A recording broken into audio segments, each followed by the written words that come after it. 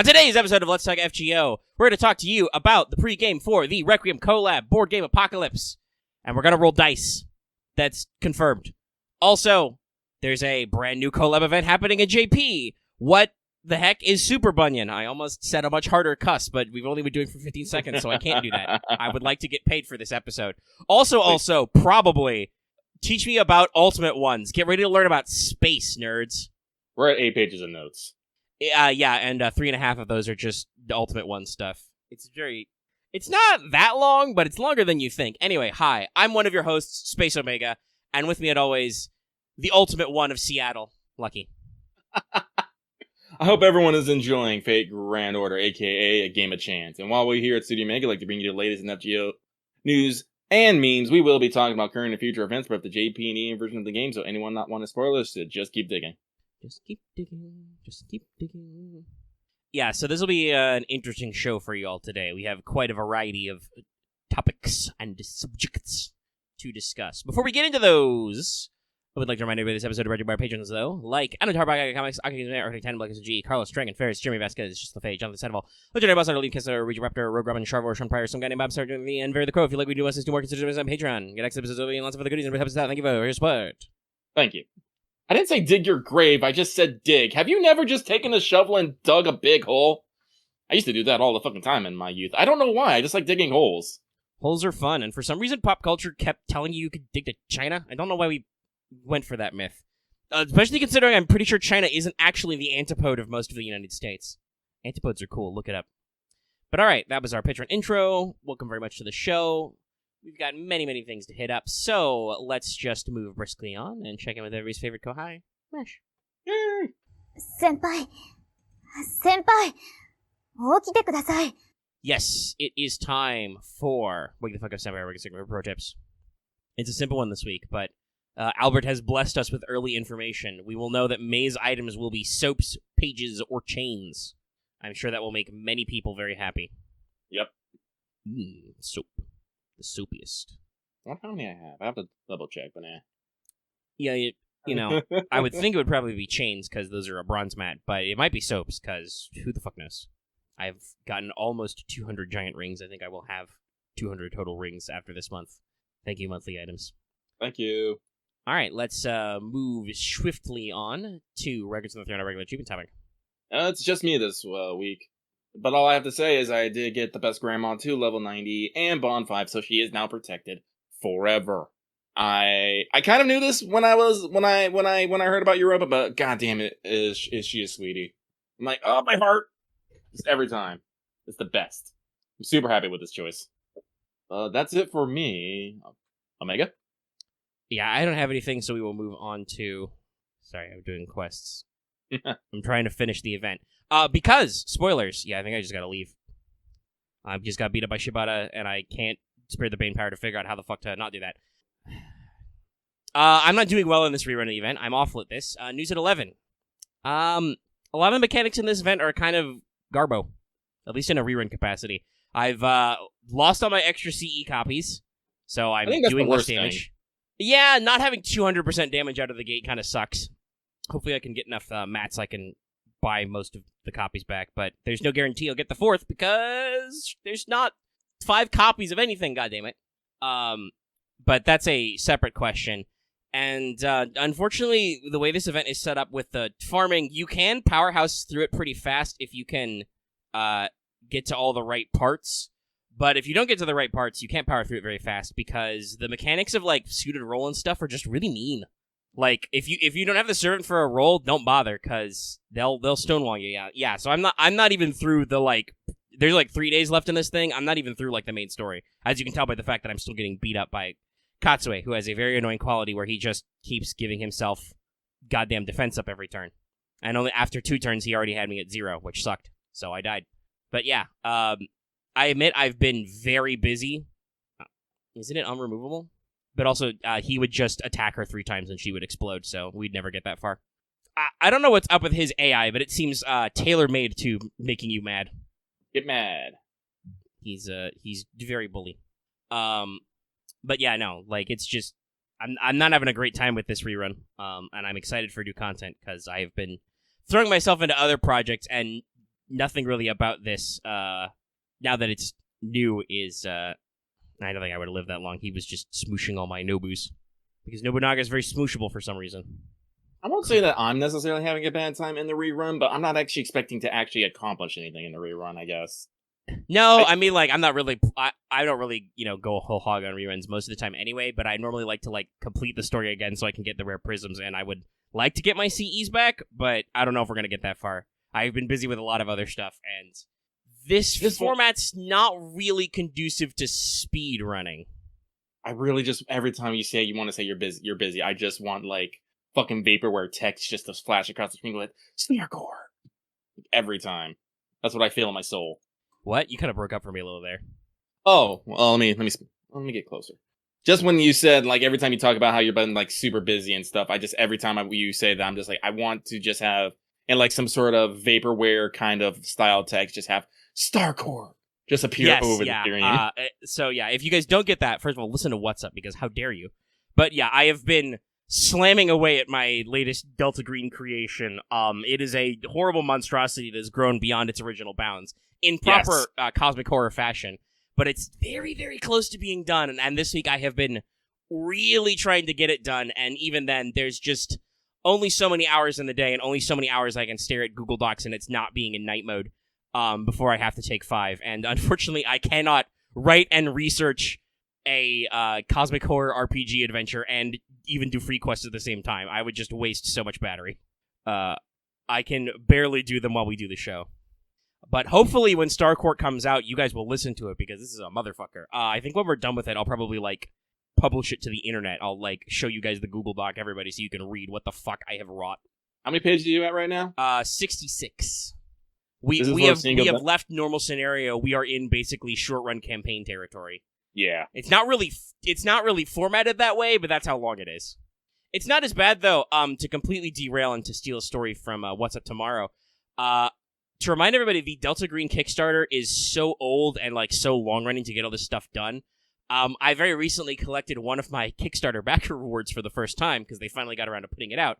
However, the reason for that is, what they originally were going to put out was the adventure Iconoclasts, which was supposed to be a 30-page short adventure in a couple of parts, dealing with some events happening first in parts of Iraq and Syria, and then coming back to the U.S., and it turned into a 200-page mini-campaign / source book about basically doing Delta Green overseas in the Middle East, with still a through line with a specific, plot that's the adventure bits, which they still gave to me, even though at the time of the Kickstarter, I only paid $5 for it. That's very sweet, actually. Yeah, so shout out to them for honoring that. I completely forgot about it, but yeah, no, I backed for that extra reward, and they honored the level, so it's pretty good of them, and it's quite interesting. It has a couple new rituals, some other new backup stuff. Very fun. I might talk a little bit more about it tomorrow. But yeah, so my scope creep is not that far. We didn't go from 30 pages to 200 pages, but it's big. It's big. But enough about that. We've got plenty of other big things, because I had to write a lot for the show tonight as well, to bring you the content. Not as much. This show's only 8 pages, but, still doing some work. And I'm sure many of you are eager for it. So let us keep moving to our next section, which is, did you finish your master missions? You probably did. Because you need to defeat 15 mini-nobus, then defeat 30 mini-nobus, get 50 drops of each of the kinds of mats, thread, salt, miso, and then do a quest with a lancer in your party 5 times. So everybody say with me now, the event. I did like a swishing point gesture, like I'm conducting an orchestra. You couldn't see it, but it was there. Hopefully you all said it along with me at home. Everybody post in the comments if you said it along with me at home. I was thinking swish and flick. Yeah, something like that. It's definitely the kind of gesture I did with my finger. But yeah, if you spend any amount of time doing the event at all, you should clear all of these. Almost every quest will lead to doing some of these. The only thing you need to make sure to do is to put a lancer in there, but Kagetora has plus 100% damage, so why wouldn't you? Literal free damage. This means that it is time to scoodle on to Skelegrams, our news! Yay. Which you'd think would be bigger, but is actually pretty straightforward. So first, in JP, we have the Learning with Manga collab, Serial Genesis Days, Mississippi Mythicizers. Hoomst has provided me with this alliteration. we even know how to spell Mississippi in Japan? I suppose it doesn't matter. You just put enough S sounds in the katakana or whatever. That's just one of the things.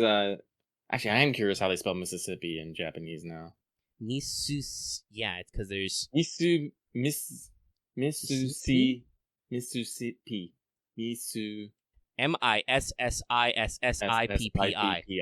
I can do that, by the way, because I'm looking at it in the show notes. But that's the mnemonic. Yeah, that's. I mean, it ends in a vowel, but I don't know how you handle the double S. Does Japan really do a double S sound? Like they do. Like one of the figures. Like if you put a small su after that, after I think it usually means that the consonant is drawn out. That's how you get like double K's and double S's and whatnot and things. I can't think of the proper term for it, but no, they have a way to do double consonants. Anyway, Mississippi Mythicizers is going on from the 27th of the 4 to the 18th of the 5. Seems to be a quite long event going on here. We got a collab, it's got time gates, it's got a point ladder, and seems to have a little bit of a excavation or Minecraft-esque theme. There are some excavation quests, there's some boxes, the cubes are probably dirt, the whole thing. It's not any crazier than things they've done in the past, which you will learn about later. The future past. But we do have a Bunyan banner. I was going to say a banner, but Bunyan's on it. SSR Alter Ego Super Bunyan, literally, and SR Caster Daikokuten. So that is a slight surprise to many. Lucky wasn't surprised. No. I was surprised. Question mark? I think I said I would be surprised. I don't remember what tone I said it in, but I'm pretty sure my words were, I don't think so, but you never know. I think that's... You cannot predict FGO. No, unless you do.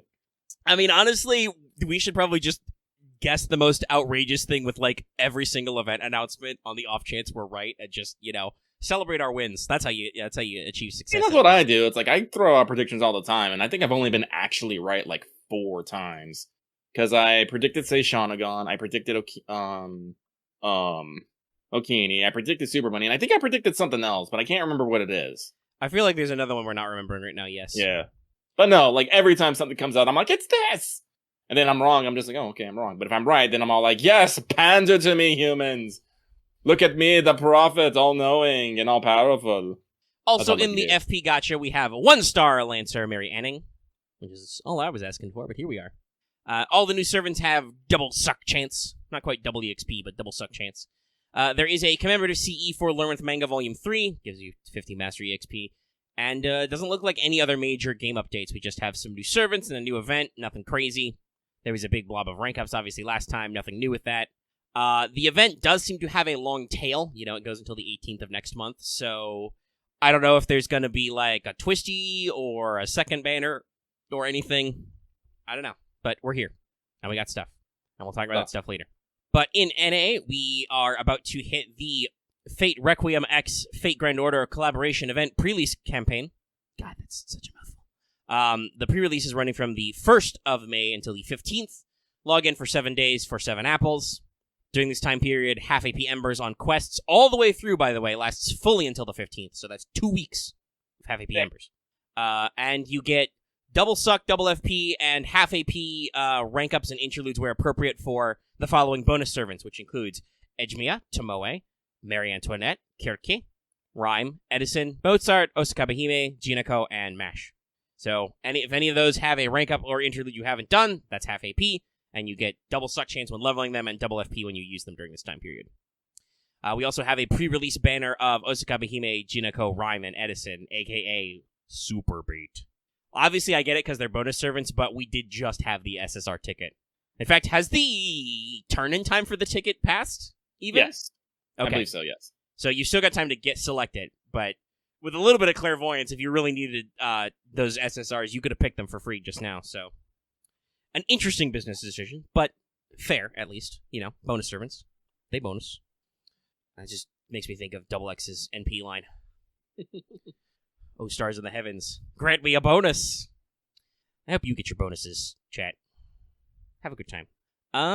Yeah, it's basically the news. I don't think there's anything really to draw about. What is it? I believe it's supposed to be the 6th is our official release date for Requiem collab. So we're still waiting on that. We've got some information out there. There is technically a small summary on the website of Requiem, which is, I think, just the jacket blurb from the light novel. But, technically I'm pretty sure this event will, spoil shit in Requiem as well. But, I mean, what can you do? I can't make the publishing houses go faster. God, I wish I could. That means it's time for the bag that is mail. It is time for the bag that is the mail. So, everyone, sit down, get comfy. It is time for this week's Let's Talk FGO mailbag, the segment where we read what you have to say and comment accordingly. This week we have a small mailbag. It is quite small. Actually, I'll give it one last refresh. Let me see here. Nope, still small. You know, it's been a light week. He jokes. So we have 13, and it doesn't look like it'll be too crazy. So, we'll get started right meow. And we'll start off with, dinosaurs once again shall rule the earth. They say, question, though they've been fairly rare, I really like that the Bronze Servants has introduced in... I like that the Bronze Servants has... There's a grammar issue here. Yes. I like that the Bronze Servants FGO has introduced in recent years have useful, if maybe niche, gameplay functions. Are there any small strategic gaps in gameplay you'd like to see in future bronzes cover? Stuff like dedicated debuffer, burn team support, etc. I'm trying to think. I think there aren't any DOT bronzes, that's for sure. Mm-hmm. I think Salome has a little bit of curse, but that's not really her thing. Her thing is pray she lives 7 turns. Unfortunately, I'm not necessarily as familiar with brawn niches and what is lacking as much as other people. I mean, Leonidas is pretty infamous as a taunter. He's great for budget buster support. Benkei has a lot of the weird stats. A lot of bronzes, because the game knows that they won't have the stats, the raw damage stats, have a lot of weird debuff niches. Say stuff like dedicated debuffer, I'm pretty sure that's already quite a few of the bronze servants we've had, either new or upgraded. The main thing would be, I don't know if there's a really slick quick kit on a bronze servant. Because, like I said, Leonidas falls into the role of a budget buster supporter. Hans is kind of a budget waiver. He's always been known as that. Like a quick support kit? Yeah, something that, is tangentially, quick supporting. I know that they're, Alexander infamously has the AoE quick buff. I think he is usually referred to as the most budget quick supporter, but I don't know if we got anybody else with any AoE. Mary Anning, by the way, spoilers, has a arts supporting kit, so... Mm-hmm. Jason's kind of like your budget general supporter. He has great Argonaut synergy. So I guess there probably are some niches. I think Paris and Gareth both do true damage basically, because they have a lot of ignoring stuff and removing enemy annoying buffs. I don't really know. There's a lot of different mechanics in FGO, not accounting for shit they just make up as well. So I'd have to think hard about the catalog of 300 servants before I could reasonably be like, yes, this niche is not represented in the FP Gacha tier. Mm-hmm. So I guess people at home just leave in the comments if you think there's a niche you'd like to see represented in a bronze. And that's what I got. Yeah. So let us move swiftly on. This next one comes from the Tyrant King, who is Dino High for all the Dino love this past week and coming months. Question, hey guys, with all the Dino love going from Kyo Kojo and Mary Anning being the new Bronze Lancer, what is your favorite dinosaur? And do you think we might see more in LB7? That's it for me. Good luck with Requiem rules and sending you good vibes. Your way. I can't pronounce the name to save my fucking life, but it's the fucking feathered raptor. You'll know it. Y'all fucking know it. Hang on. Archaeopteryx? No. It's the, I mean, we also know that most raptors were probably feathered at this point. It's the famous one. That's what it's called. Yeah, Deinonychus. I can never pronounce that. Yeah, it's one of the Raptorid. It's the one that, the Jurassic Park movie Velociraptors were based on. Yeah, had the big curved claw. Yeah. I'm a big fan of Utah Raptor, which are actually probably what the Jurassic Park raptors would have been in real life, because Velociraptors are tiny. They're about the size of, large chickens. But I believe it was very shortly after the movie came out, in the Americas, in Utah, we discovered raptors that are actually about that size. Sick. And a paleontologist wrote a a novel about Utah Raptor called Raptor Red, which I read as a child, because dinosaurs. That's right, get dunked on, Tyrannosaurus Rex. You might be 3 different dinosaurs. Well, I just like the concept of the feather rapper to just begin with. I mean, it's been interesting, especially over the past, I think, few decades. Like, while I've been alive, paleontologists and the general public slowly coming around to the idea that, oh, birds are just dinosaurs. Listen, if Omega doesn't have dino ammo, he will have more by the time he gets done. Senor, 70+ pages of a mall. Yeah, God help you guys. I've been watching videos about, like, paleontology and shit, too. The earliest animals on Earth were dumb. Precambrian animals, basically plants, but they're not plants because they don't, like, photosynthesize or any of that shit. Trilobites are cool, though. Cambrian explosion, rad. I was about to say, I was all like, but the Cambrian... I was literally about to say, but the Cambrian Brosion was the shit. Yeah, hallucinogenica. A lot of these names I know from the fact that there's a Yu-Gi-Oh archetype based off Cambrian fossils. Many shells with tentacles. Includes the Opabinia, which is has a claw proboscis. Like it has one limb, which is just its claw mouth. That's horrifying but adorable. R.I.P. Trilobites, by the way, done in by the Permian Triassic Great Extinction. Which one was that? I mean, it was the one just before the Triassic period. We're not quite sure what caused it. It was probably volcanic activity in Siberia, but it could also have been a number of other features that just reduced overall moisture levels and the oxygen levels. Also killed off a shitload of ancient insect species. Mm-hmm. There used to be a herbivorous insect species that had 6 wings. They are all extinct now. History's wild, guys. Anyway, we're here to talk about mailbag. As for will there be dinosaurs in 7, I don't know. There was that I don't remember what it was called, but there's that one story CE, the not story, but like the big shop CE they did a while ago that referenced racing against dinosaurs. So I assume, I feel like it was said in an interview recently around that CE, I should say, that Nasu intended it to be foreshadowing. So. Listen, LB7, we're gonna make a big hype about the fucking Sea of Trees, but guess what? It's gonna be a part 2, and you're gonna be going to the fucking center of the earth. Just watch. Just fucking watch. I mean, if it's gonna be done. Well, first of all, we already know Xibalba's underground, so who the fuck knows? We're just gonna reenact Journey to the Center of the Earth. We already have a Captain Nemo. Well, why can't Nasu steal more from Jules Verne? Why not? I mean, they love the fucking moon over there. It's another Jules Verne story. We also love Arthur Conan Doyle. That's the Lost World, the original one. It's all coming together. I told you. Lucky nose. I don't think Arthur Conan Doyle ever wrote about Sherlock Holmes punching a dinosaur, though, which FGO would do. I'm sorry, just thinking of Sherlock Holmes yelling, "Burrito!" and just, punching some sort of raptor just gets me a bit of a chuckle. No, if he shouts Baritsu, that's when he shoots a beam. So, we shall move on. This next one comes from King of Apples, who feels kind of bad for the enemies when they have to fight his Malnobu with MLB damage CE. Now that's a lot of damage. That's a lot of damage.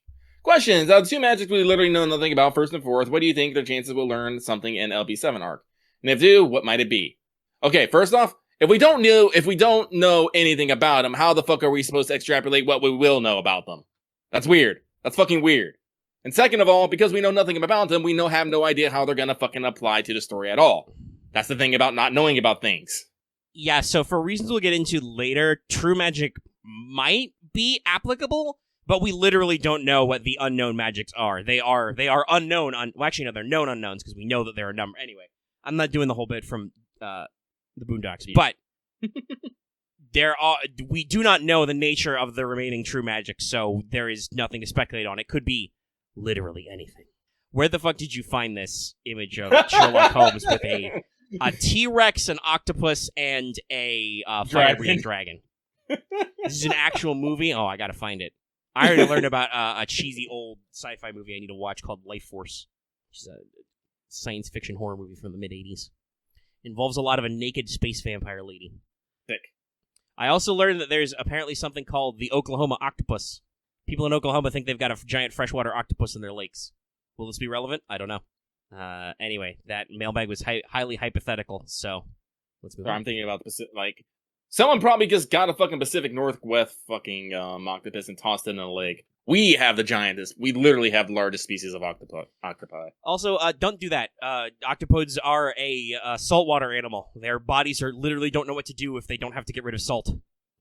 Actually, I'm curious. What is the biggest one we have found? Very. I don't think we've definitively proven certain giant species of octopodes and squids, but we know they get fucking huge. Also, it makes me realize. I wonder if there's any deeper Cthulhu mythos literature in the Pacific Northwest. There really should be. I know there's a Delta Green thing with one of the islands in the Sound, Blackcod Island, involves deep ones, but well, if you ever wondering why people might get freaked out about punk, the largest one we've ever found was 30 feet across. Yeah, and weighed more than 600 pounds. Yep. The 600-pound octopus in the room. And the scary thing is, octopodes are smart. Yeah, they are. I actually had takoyaki. I'm not that much a fan of it. Octopus is very chewy. Very chewy. Aren't they all cartilaginous? Yeah. It's like a shark fin soup. You wouldn't want to eat a shark. They're also mostly cartilage. All right. Anyway, mailbag. Right, we're lost. Mailbag in. Did someone throw a fucking octopus on fucking King Kong or something there? I'm not sure what's happening. Yeah. I mean, that looks like a Ray Harryhausen movie or some Godzilla clone shit. So this next one comes from. Never mind. I'm not gonna ask it. Lucky the question. Move on. I'm moving on. Not talking about kaijus. This alias is 3 lines with a 4-dot ellipsis. That is not allowed. Lucky's contemplating the void right now. I am contemplating the void. But are you contemplating a super void? No, not a super void. But no, I'm gonna skip this one. I can't even. All right. Try to keep your aliases short and sweet, folks. So the next one comes from Kanki, the Bandit King. They say, if you're going to make an FGO story event and interlude, which servant, what would it be about? And what would be the title? I did that once. You didn't watch it. What did you call it again? I forgot. Oh, God. What was it? It was something dumb. Do I still have that document? I'm sure I do. I don't throw anything out. It was the bonus stage. It was... Google Drive. Let me find it. Like I said, I never throw anything out. Yes. The Escape from LA2, Revenge of the Electric Boogaloos. I know what I'm doing. And if I was to make a FGO story event and interlude, it would be about Talamo. It would involve Talamo. The interlude would be Talamo. And it would be about, being lovey-dovey with Talamo. Very simple. Plot, the title? Talamo. Rubbish Fox would have a fucking field day. God, I love that man. He likes foxwives and cars. I'm like, this man is cultured. Alrighty. So, moving on. This next one comes from Agent 418, who says, hello, Lucky Omega. So with FGO NA going from Thanksgiving as a sort of makeup for missing banners and rebranding some banners just for NA exclusive banners, do you think this will be the status quo or just an attempt to part us from or SQ before Castoria? Have a great weekend. Listen, no matter what they do, they want your money. Yeah. No matter what. I assume the general idea of, NA special banners and events is just to, now that, now Lasengle has the advantage of hindsight, they can realize, oh, hey, this servant, doesn't have a banner for another 6 months or something. Or otherwise, they can fill in gaps that exist in the schedule because our own schedule is semi-unique. It's not a, one-to-one of how JP did stuff, obviously, because our anniversary dates don't match. So... yeah, it's not going to be exclusive to this year. I assume you're going to keep seeing it because they're going to continue to have dead spots and weird weeks, and they're going to realize that because of, real-life shit in Japan 2 years ago, they, were like, oh, we had a week off, but we can't afford a week off because that's exactly the week we need to, move stuff up for anniversary or whatever. So they fill time and get stuff done. Yeah. And that's fine because JP has plenty of quote-unquote exclusive stuff if you think about it because they've got, tie-ins to events and happenings and things that occur, not only are occurring in Japan, but also occurred in the past already. Time. Coin time. Coin time. But moving on, we move on. This next one comes from Procrastinator, who is more on top of things. With the release of Super Bunyan in JP, what is your most out there servant that you'd like to see? If this takes up too much brain juice, feel free to skip. Sending good vibes, wah wah wah wah wah wah wah, your way. I don't need this much brain juice. Give me a super magical girl idol, comma. That'd be great. I'd still love to see them actually do the mitochondrial Eve Lucky Mother as a real servant, because that would be hilarious. But yes, get redropped or just draw 3 more commas. No, I can't actually say, Primordial Eve is, like, most super out there, though, because, it kind of does already exist. It is there. It's just not in FGO, I guess. Well, I mean, the question is ambiguous, Lucky. Which is like, what are your most out there servants that you'd like to see? Yours is an ambiguous statement. Do you mean me personally? Because that's probably too much brain use right now, but I've got some weird ideas we could probably work on. Alrighty. So we move on. This next one comes from No Thoughts, Only Gotcha, who says, Dear Crawling Chaos Omega and Lucky from Beyond the Outer Gate, I was wondering what enemy abilities in FGO annoyed you the most. Personally, I find myself getting unreasonably annoyed at any enemies that steal crit stars. Thanks and keep up the good work. Y'all are one of the highlights of my week. P.S. Death to Pollen. Death to Pollen.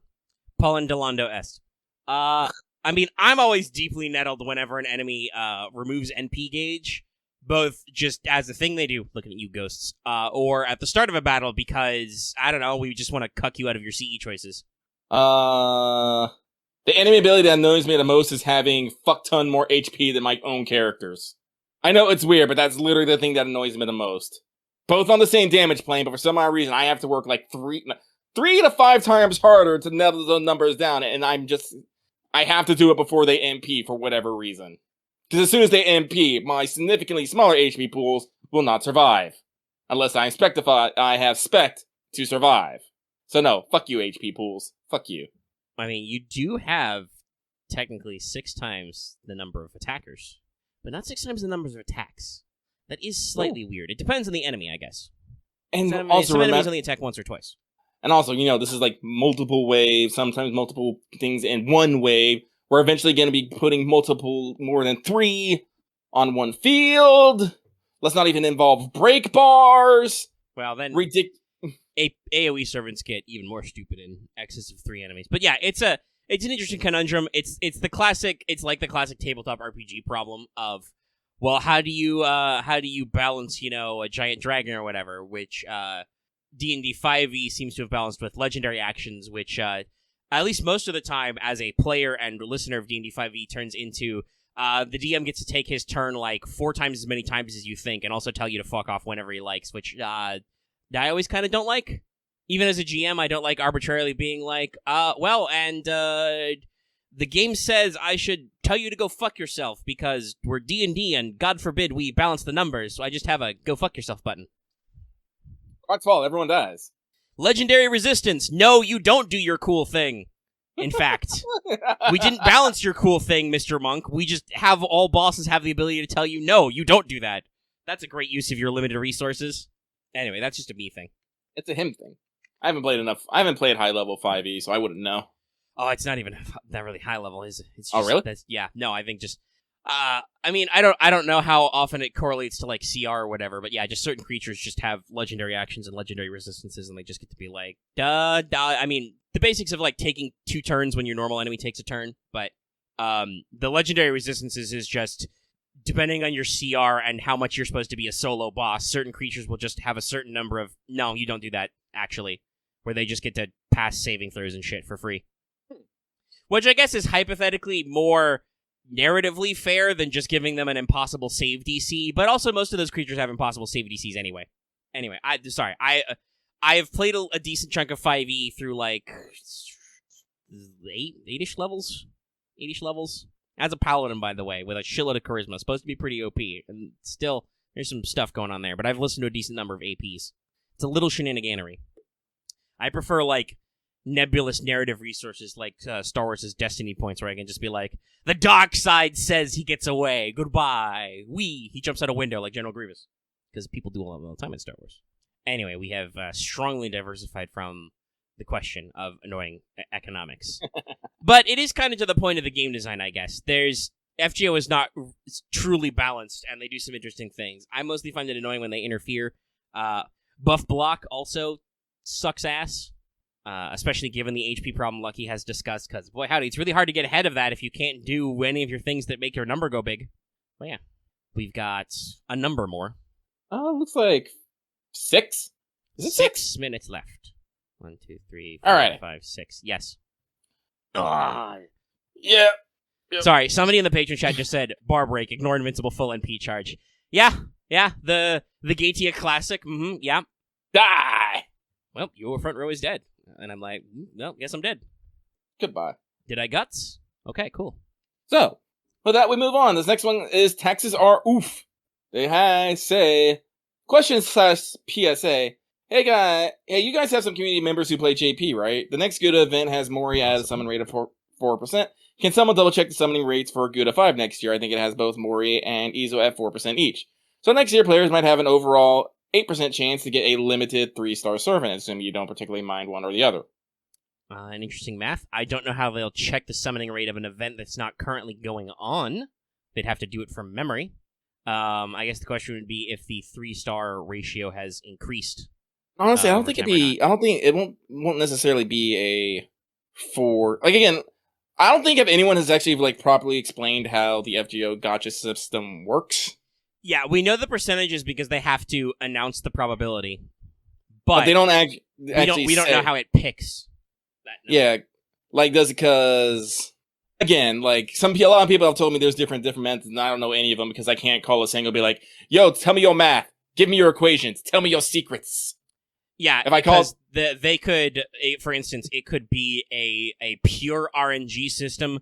Literally, they generate between 1 and 100 numbers per roll, and then whatever number it is, it corresponds to the pool, and then they select out of the available targets. Yeah. But I don't know how that interacts with rate up because the rate up percentages are partial. Remember, SSR is only 1 in 100. Or it could be that they like randomly generate a string, like they have a system that's like. Some check. Is it an SSR? No. Is it an SR? Is it an R? Is it a CE? And they go down the line. And then they figure out what it is. Like, it could be procedural like that. I don't know. If anybody has any ideas about the programming, let us know. Mm-hmm. We shall move on. This next one comes from Hassan of the Shite Luck. Hey, Lucky Omega, hit us up with your favorite Fate-themed pickup line. Easy. Hey, girl, are you my master? Because I'll be your servant. Fucking easy. Best of luck on your Voyager and Dino Rufo rolls and Thoria rolls. Lots of good vibes. I need to actually get me a Pope miter. I should get me a miter. Can you just buy a miter? I could probably just buy a miter, yeah. You can actually buy them. I'm certain you can. The internet exists. So, let us move on. This next one comes from Moon. Is currently out of it after several days of exhaustion. Finally crashed down all at once and passed out. Don't go to college, kids. I'm kidding. Please do. I just suck at management stuff. No, don't go to college in the U.S. Go to college, like, literally. It'd be cheaper for you to go save a bunch of money, go to Europe, go to college there, and fly back. The money you spent traveling and staying in Europe and going to college there, you'll still come out ahead in your fucking, instead of using the U.S. system. It's fucking ridiculous. I'm glad they fucking pushed back college repayments again until August. I mean, I'm just wondering if, in Joe Biden's America, we can just ignore student debt. I mean, we hadn't had to pay anything for over 2 years now, and nothing bad has happened. Yeah, it's definitely one of those situations where it's, oh no, our economy hasn't exploded, but I'm also sure that our economy is close to exploding because it always is. So somebody is going to be rattling the cage about no, we need that money. I mean, you can get through college without student debt, but you got to be very picky. And it probably depends on your career choice. Don't go to for-profit university, that's for sure. Anyway, they say, hey there, Lucky Omega. What's the shortest time you slept in the middle of a stressful week/day? I only slept for 1.5 hours total since yesterday. The answer is 0 hours. There's been several times where I've had to go 3 days without sleep. A couple times in the military. Yeah. Actually, yeah. Based on stress, shortest, I don't know, normal. Being stressful doesn't make me not sleep, believe it or not. I just, pass out at later times and sleep my normal. When I've been busy with stuff, like a lot of times with, moving or house renovating or whatever, because I'm free labor, I've clocked in the old, 2 or 3 hours. That's when we take a nap in the afternoon, y'all. But, no, I don't think I've ever actually gone full-blown no sleep. I remember once when I was in the military, we had to do this late-night operation where the Marines were coming back into Hellcats, and we hadn't cleaned out the well deck. The well deck is basically like this slightly submerged area in an amphib ship that lets the hovercraft come in the back, and we had to clean it out. And for some odd reason, I'm pretty sure, in hindsight, they were fucking hazing me, but I never thought about it at the time. They had me basically out there with a hose blasting out the dirt and everything from every individual well, which took literally fucking forever. And once I got done with it, it was time for me to go on watch. It was late night. But after I got off watch, it was then time to muster in the day, and I still had to go do a full days of work. After which, at late night again, I had to go work on the well deck again. And people wonder why I literally ran away from the military. It's because I had to deal with shit like that. No, and trust me, we need a military, but I swear to fucking God, thankfully, due to the GI Bill as a positive, I met quite a lot of guys who got out of the service after Iraq and Afghanistan in college myself. So I have, I've had very positive experience with a lot of our veterans who are around my age, which is weird to say, but true. But the general listening I've heard is that while it can certainly be productive, and obviously we need the military, college coverage is pretty good, that's about the only really good thing you actually get out of being in the military. That and sometimes the VA. Sometimes covering your health works, but not always. But the general way that, the government apparatus handles training and preparing, kids who aren't even in college yet, basically barely not children, not quite fully formed human peoples. The way they do it is they literally break you down into little pieces, glue you back haphazardly, and send you into a fucking high-stress work environment where you're literally working 24 hours a day. That's what they fucking do. Yeah, well, and the thing I was going to focus on is none of that process necessarily prepares you for what happens when you decide that sucks and you want to get out. No. I've heard so many stories about especially young enlisted people having absolutely no idea what to do with their money. The kind of predatory businesses that spring up around military bases. Fuck you, by the way, if you run a car place or something right outside a military base and are fleecing, fleecing our fucking soldiers for their money. Fuck you, buddy. I'm not a huge fan of the military-industrial complex, but you can also still be a scumbag. At least when I went overseas, I knew they just wanted my fucking money. They made no qualms about that. Yeah. Guys be like, "Yeah, you got money, we got girls." I'm like, "I like this deal." No, yeah, I'd probably still be here. The no sleep. Yeah, I can't imagine lucky going career. No, I made it 2.5 years, and when I got kicked out, I spent like 3 years just being a fucking bum and a wino. I didn't get my act together until I was trying to get my life back together, and I met Ron when I had a computer, because I was playing Warframe, and Ron introduced me to all these nerds, and the rest is history. And now we're here. Video games bringing people together. Really do. They really do. But enough about that. We got a couple more. Yeah, sorry. Lucky I think you might have, either these are reordered or you scrolled past one that was very short, because I did count 6. And you've moved a couple ahead. Oh! Yes, there's a very tiny one. There's a very tiny one. This next one comes from NB5 Gajina flexing on Zeus. You also flexed on me, buddy. Sir. Good luck on your Castoria rolls. How? Aren't we still several months away from that? Yeah, I know. That's what I thought when I read this one. That's some early calling the shots. That'll probably be July 4th weekend. We got I don't know, 2 full ass months before then, and some change. Listen, y'all, give me luck on Dino Wife. I would like me a small space boy, but Dino Wife is where I'm at. Listen, I love space, but this year is packed, and next year is also packed, and then the year after that, slightly less packed so far. Hasn't been an explosive front half of the year. I'm sure they'll fucking floor me at summer or some bullshit. The anniversary next year will be Queen Draco, Mother Harlot, for no reason. Supposed to be what the fuck is happening? Worse, they make Super Ultra Mega Da Vinci. Mecha Vinci. It's Tiny Da Vinci driving a giant robot Da Vinci like Big O or something. No. The Storm Porter has to do a fucking Tengen Toppa Gurren Lagann transformation into a ship. Fuck That's yeah, what let's do it. And then it just shoots all the lasers. Makes me want to watch Outlaw Star, though. Every time I see fucking Da Vinci in the tank, I'm just like, Melfina. Okay, 2 more. 2 more! So, this next one comes from a hunter getting revenge on the gotcha. Get your ass over here, data lost. Heyo, the derping lerp Omega and the lurking lerp.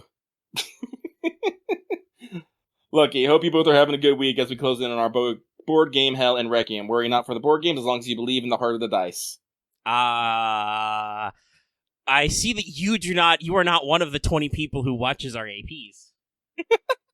If you've ever wanted to see Omega the GM roll dice, don't. I think the most chaos we ever had was the time I decided now would be a great time for a fucking, like, dirty lightning storm or something. And there's just despair everywhere. Yeah, we've got a couple stories like that. I mean, we recorded like 101 episodes of Star Wars, so there's a lot of stuff going in there. It's like our stories about progression. People ask me questions about previous weeks, and I'm like, listen, we've been doing this for 66 weeks. I assume at some point that thing you talked about happened. Like, I think Axe asked me, does anybody have fun facing me in matches? And I'm like, Axe, we've been doing this for 66 episodes. You have over 100 games. It has probably happened. I do not remember the specifics. That's too many numbers. Oh, speaking of LERP, I'll let everyone happy to know that I was able to upgrade the bug net, so now I can actually catch birds. Yay! I'm working on the bomb bag now. Hey, big net. Big You net. know what Lucky's talking about? We stream every Monday. Current stream is Lucky is playing Legend of Zelda Skyward Sword. I'm liking it a lot. It's Anyway. a fun game, but it's got a couple of awkward hitches, but it's fundamentally good Zelda. Alrighty. So, this person says, so as my alias may imply, yes, despite going 5 packs in no Masachi, I have not learned my lesson and still chose to tackle the banner one last time. Before banner, I put 2 packs worth, removed my card, and wait to see how the last encounter would go. 50 rolls got MP4, and on the last 11 spell, popped MP5, despite my reluctance to believe it would work out. Now my dream of both Masachi's and MP5 has been achieved after at least 10 packs on her Saber banners, and as I've gotten myself lucky, I give the last embers of my luck to you two. May your dreams not be dreams, make them real. Are these last embers of luck cash? No? Well, we'll have to see when we stream next. Yeah. It's like that meme. Is this is this a currency? And make sure to do that meme edit with a Prometheus hand, but instead of the little thing in the center, make it a Saint Quartz. Is this currency? If Loth was here, he'd do it. Ugh. Sorry if I sound slightly bitter about that, but it's one of those things of just like, yes, I spent all this money.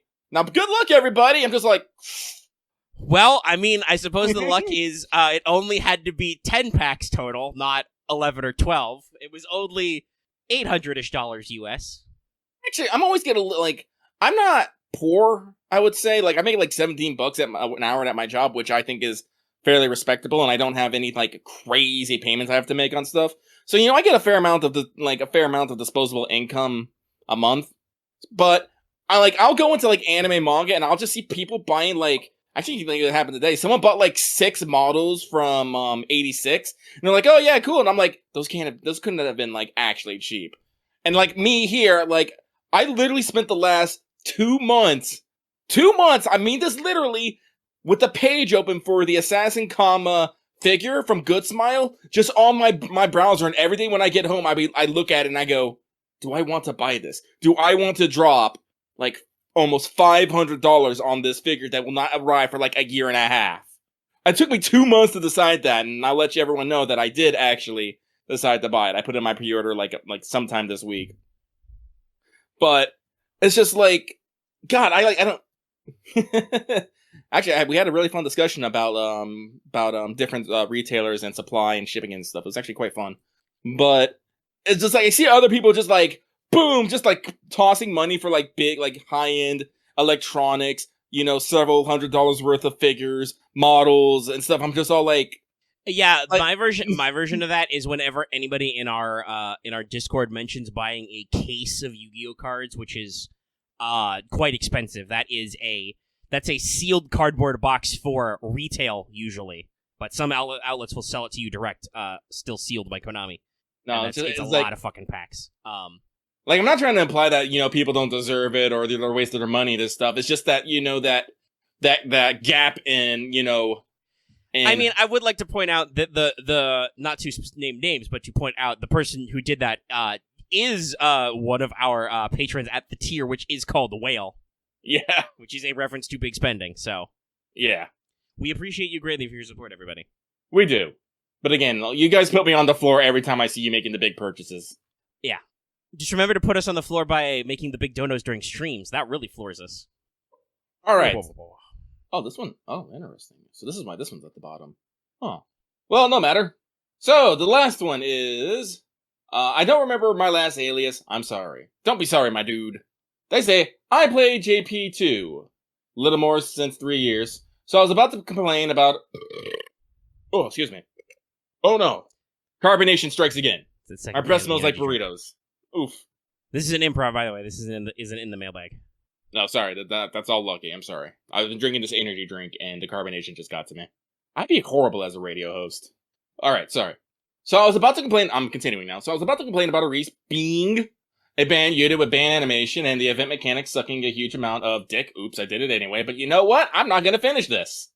Fuck you. And now Lucky understands. Listen, guys. We understand that people have problems with things and you want to complain about them sometimes, but complaining about something very rarely actually does anything to fix the problem and is just you spreading your negativity around. I'm not saying that you can't be negative, but please keep in mind that negativity begets negativity. Positivity begets positivity. This is why I'm usually such a hard ass about people who are being overly negative in the Discord, because then at that point, other people start being negative about in the Discord, or they start getting upset at the negative people at the Discord, and they start becoming negative. I like to promote positive feelings all around, even if I have to be a bit of a dick about it. You know, I just realized, it's no wonder you and Axe clash constantly. You're very similar in that respect. Axe gets on our case constantly because everybody but Axe in Prague is very salty babies. Axe gets a little salty baby too, but he mostly gets salty about us being salty. Most of the rest of the Yu-Gi-Oh! Players are, I think, similar to how I am, which is just I go high salinity, and then it's just like an octopus. It's all gone. I'm like, okay, I'm fine. Literally, I have pivoted from like I am cussing and swearing and talking about fighting people to one joke, and I'm ha ha ha. Anyway. Yeah, no, I can't deal with salty asses. I really can't. Yeah, even if Lucky played Yu-Gi-Oh, I would not have him in Prague, or we would do it differently. Because we are just salty pantses a lot of the time. Sometimes we have some fun. You should when it comes out, it'll be up already by the time this goes public. You check it out because there are some long ass matches that are weird, but you know. Okay, sorry, I'm sweating. But yeah. Also, the other thing I was gonna say. Don't do the shim sham where you're like, I was gonna do this, but then I didn't, but I did it anyway. Like, don't do that. Just say what you mean, guys. We don't want to have to dig through all your stuff to get here. Okay. But I believe that is all the bag that is mail. I'm just gonna close the the notes because I don't think I'm actually having anything to say as you read the next 6 pages. Yeah. Now, luckily, we did get to over an hour on the mission clock with mailbag. Yay! Because we talked about things that were not mailbag. But anyway, we're doing okay. I mean, I don't know. You might want to have the math in front of you because we're gonna start in Chaldea free talk. Yes, Chaldea free talk. Fuck. I have a fifth impediment today. No, I just got a little fat tongue there, which is not a good sign because I haven't even begun to begin yet. But we're gonna start Chaldea free talk with new servant deeds. The new servant whammy, as it's called today. Because we have new servants in JP, and I like to break them down. Because, you know, obviously we do a fuller process on Wanted, and yes, next week I will be working on Wanted for Voyager. So look forward to that video. But we like to do some quick analysis first to let you know what we got working on here. So we begin at the top, Super Bunyan, with Rider and Assassin along for the right at the end in the final Ascensions. But Super Bunyan is a SSR alter ego. Attack is on the lower side, HP on the higher side, not like highest or lowest, but done that way. Now, we're already going to start with some weird stuff. First of all, something I don't think we've seen in quite a while. Gorilla Deck, exactly what you'd expect from Bunyan. And thus, NP gain is on the higher side as a result. You've got decent hit counts on your 1-arts and 1 quick, and I think a 5-hit extra, so, you know. Actually, speaking of, like, the 5-hit extra, Super Bunyan's very weird. I kind of feel like they want you to go for like solos, but at the same time, you have team-wide effects, so I don't even know. But we're going to begin by having a weird mechanic right out the gate. Super Bunyan's NP is a single target buster. It reduces the enemy's defense for 3 turns based on overcharge, starts at 10%, and it deals more damage based on buff stacks on Bunyan. I will explain. Super Bunyan has a unique passive. When she attacks or is attacked, she gives herself a like buff. Like it's fucking Death Stranding, everybody. Actually, it's a heart, but it's called a like, so, I imagine the thumbs up. It's more Twitter. Yeah.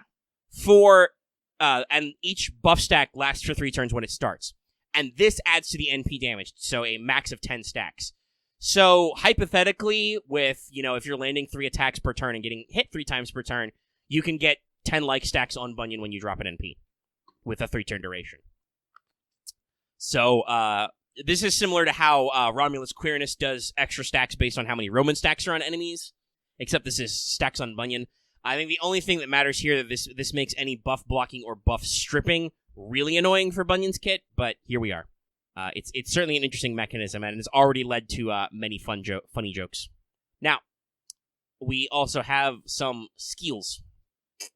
First skill is 20-30% attack up on self for 3 turns, and a 10-20% buster up on the team for 3 turns. Second skill is 10-30% battery and gives the party 1 level of overcharge for 1 turn. Kind of wish these lasted for more turns, but, whatever. Final skill hits every enemy with NP seal and 20-30% crit down for 3 turns. The NP seal is 1 turn, I believe I should specify. It also gives the party increased weight on buster cards for 3 turns. I think this is the first time we have a party-wide effect that does this.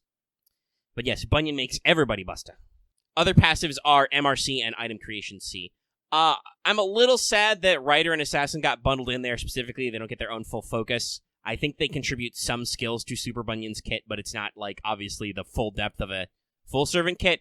But I think this is less work for everybody. This means Rio doesn't have to draw even more art because, I don't know, they had to draw all of these servants and also some CEs, so, we're trying They're very not to die busy. here. Yeah. So, and it's only 1 servant you have to roll, because, yeah. Also, yes, I suspect that Assassin's name might cause a problem. So, Super Bunyan. Also, well, I don't know, is the estate of George Méliès a problem? I could see it being, considering his ripping off history with Edison, but, yeah. Also, yes, with the 3rd Ascension, everybody has made the Spy X family joke. Yes, thank you very much. Interesting. I did not know about that about the Méliès estate. Well, some people are just like that. It's the Arthur Conan Doyle estate. Adaptations of Sherlock Holmes are okay, because the character's public domain, but the estate controls specific adaptations of Arthur Conan Doyle's stories. So, you can't do, A Study in Scarlet or Hound of the Baskervilles, but you can have Sherlock Holmes. Mm-hmm. But also, yeah, Rio did a shitload of work, so. Alright, speaking of that work, we move on to, Daikokuten, the god of wealth. And also something about the Kingdom of Mice. I don't know this one yet. I believe the apparatus for telling me future spoilers is moving very slowly. I haven't seen anybody really getting out there with translations of a lot of these kits, except for Mary Anning. Well, I kind of want to know the mice thing, because Daikokuten is actually associated with mice. It's some weird syncretism thing, but I can't remember what it is, but he's associated with the direction of Chinese direction of north, which is associated with the rat in the Chinese zodiac. Yeah, it's just they talk I think their name of their NP is Rat Paradise or Paradise of the Mice. Yeah, movie mice because Nezumi. Yeah. Nezumi Joro. I feel like there's some extra fluff details I'm missing, probably from some obscure ass Buddhist text Nasu dug up or something. Yeah. He loves to do that. But until we get to that stage, the name on the tin is Daikokuten, which is one of the lucky gods, god of wealth. A new SR caster, middling attack, good HP. Also the god of lewd, by the way. Not shocking considering. Was anybody read Learning with Mangas? So, this is a caster who is QQAAB. That's right, 2 quick cards, not 3 arts cards. Average NP gain and pretty big hit counts to compensate. I think they're 0.5 something, so they have pretty good hit counts. The NP is an AoE quick with 9 hits, which lowers enemy quick resistance by 20% for 3 turns first, and gives the party 20% crit up for 3 turns. It also deals bonus damage to enemies with Earth attributes based on overcharge. So, yeah, for our, third ever quick caster, pretty decent. Also, I'm not kidding, third ever. You had Ikuni, and then Santa Martha, and now Daikokuten. So, first skill in the kit is self quick up by 20 or 30% for 3 turns, and then 5 to 10 stars for 3 turns, and the party gets 500 to 100 HP per turn for 3 turns. So, pretty decent rolling support stuff. Second skill is the mandatory 20 to 30% NP gain, and also gives the party 5 to 10% NP per turn for 3 turns. So, really getting that roll over there. And final skill is 1 hits 3 turns of evade for the squad, and raises the squad's NP gain by 20 to 30% for 3 turns. Passes are Territory Creation E, Item Construction D, and Divinity E. So, rarity-wise, obviously higher, but in terms of servant quality, kind of lowballing. Divinity E- is one of the worst. I think this is the same rank as Medusa's Divinity. But generally seems to be semi-support for quick teams. You've got a trait damage NP with 9 hits. With a max 30% quick up on self and quick resistance down for all enemies first, you don't got to do math. I know that's a Skadi Lupin. 9 hits with extra sources of quick enhancement, that's a Skadi Lupin. So, definitely seems to be in that vein, got very supportive team-wide skills, doles out NP pretty regularly, healing per turn, evades. I won't say, budget Skadi, for sure, because her effects don't really spread out, or their effects, because there's several of them. There's actually, 5 of them in their NP. But yeah, this pairs well with a variety of other quick servants. Sei has some stuff. I think the Santa Martha, Cooking Martha is also semi-support, so you've got a few options. And also, we have Mary Anning added to the FP gacha as a 1-star Lancer, Nobukatsu style. And considering that she's our... Oh, go ahead, Lucky.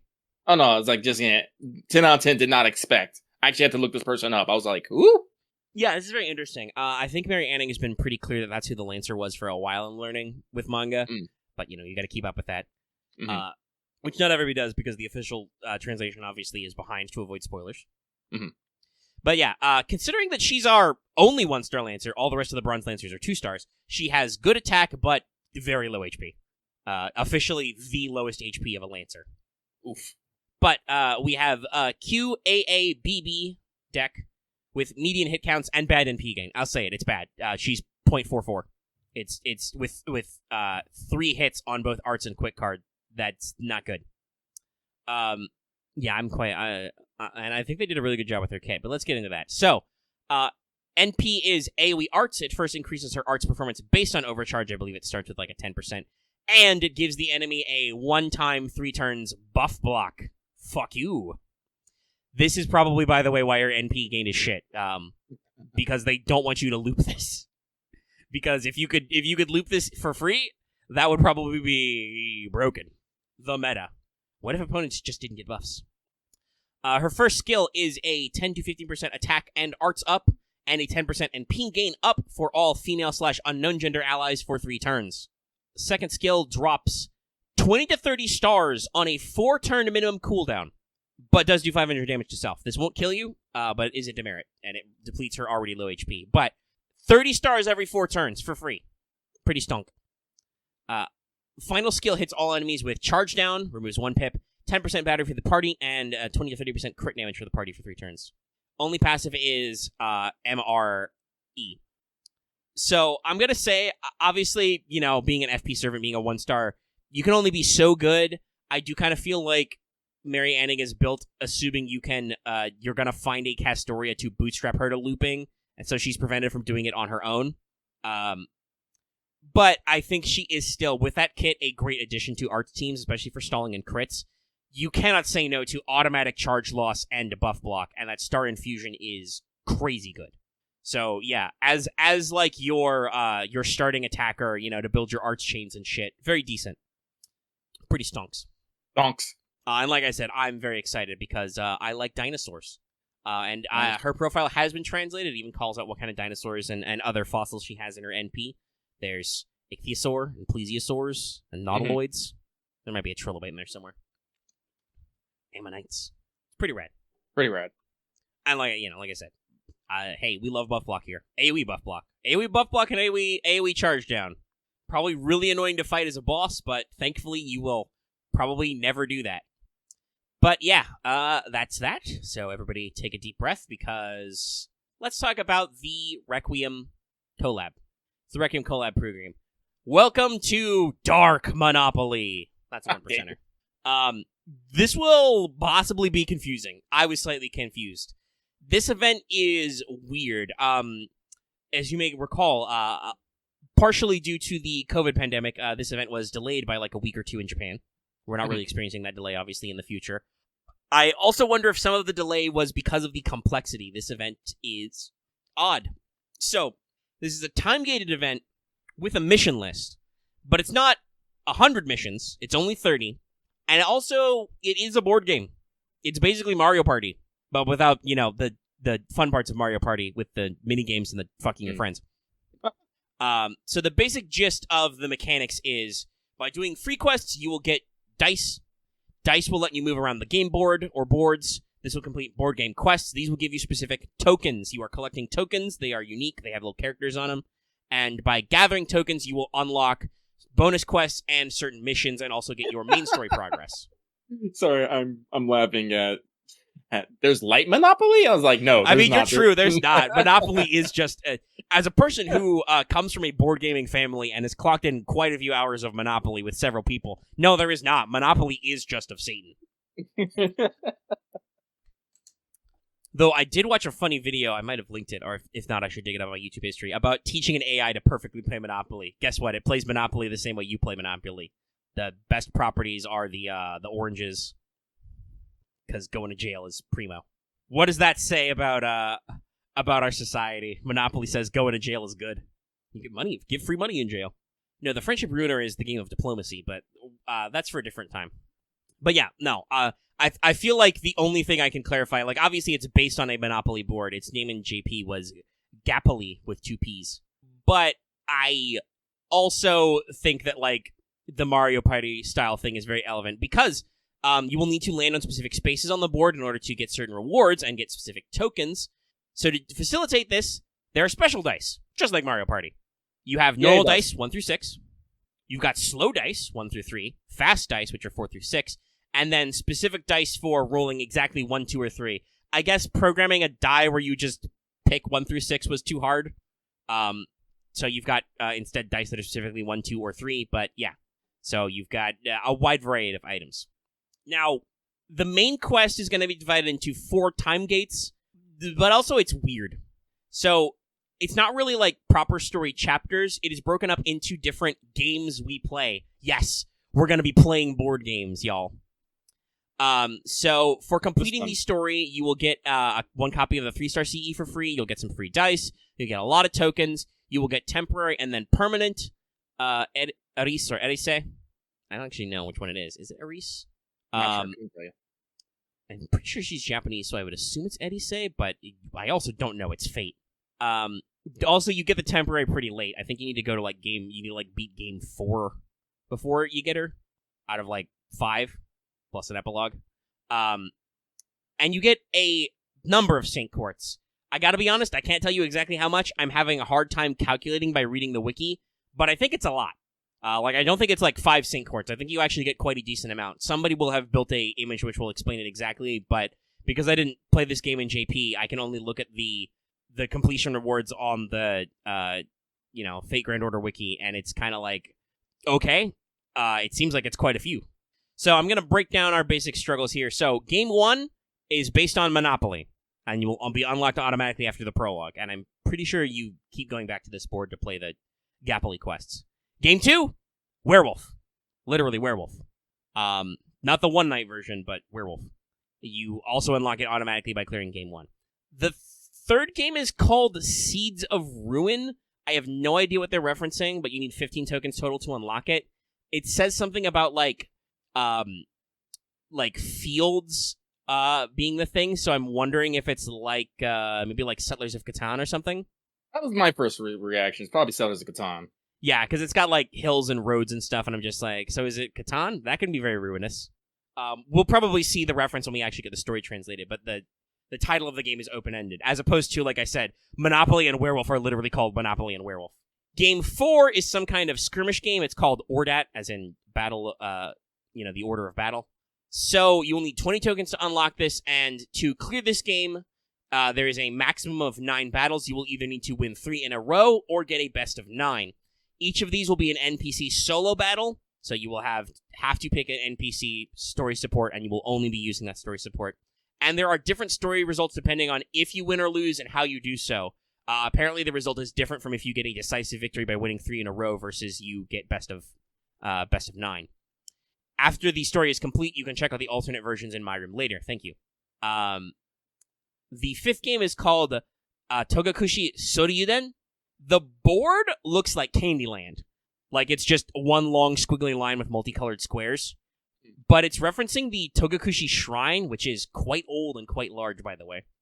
You will need 30 tokens for this.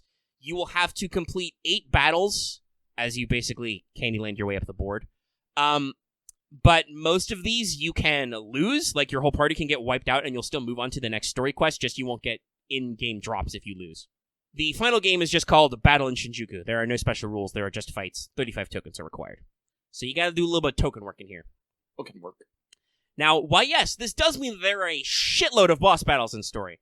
So I'm gonna simplify things a little bit. I cannot easily go to the wall of detailing everything like we did in Olympus because there are even more boss fights than that, and I think if I just listed all of them, you'd probably melt.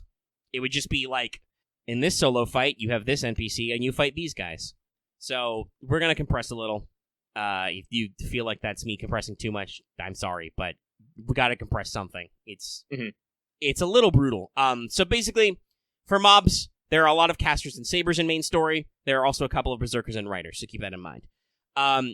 There are some repeated battles against boss lancers and berserkers, and the final boss is an Avenger, who is a giant ghost. Therefore, it's not a spoiler. They're a giant ghost.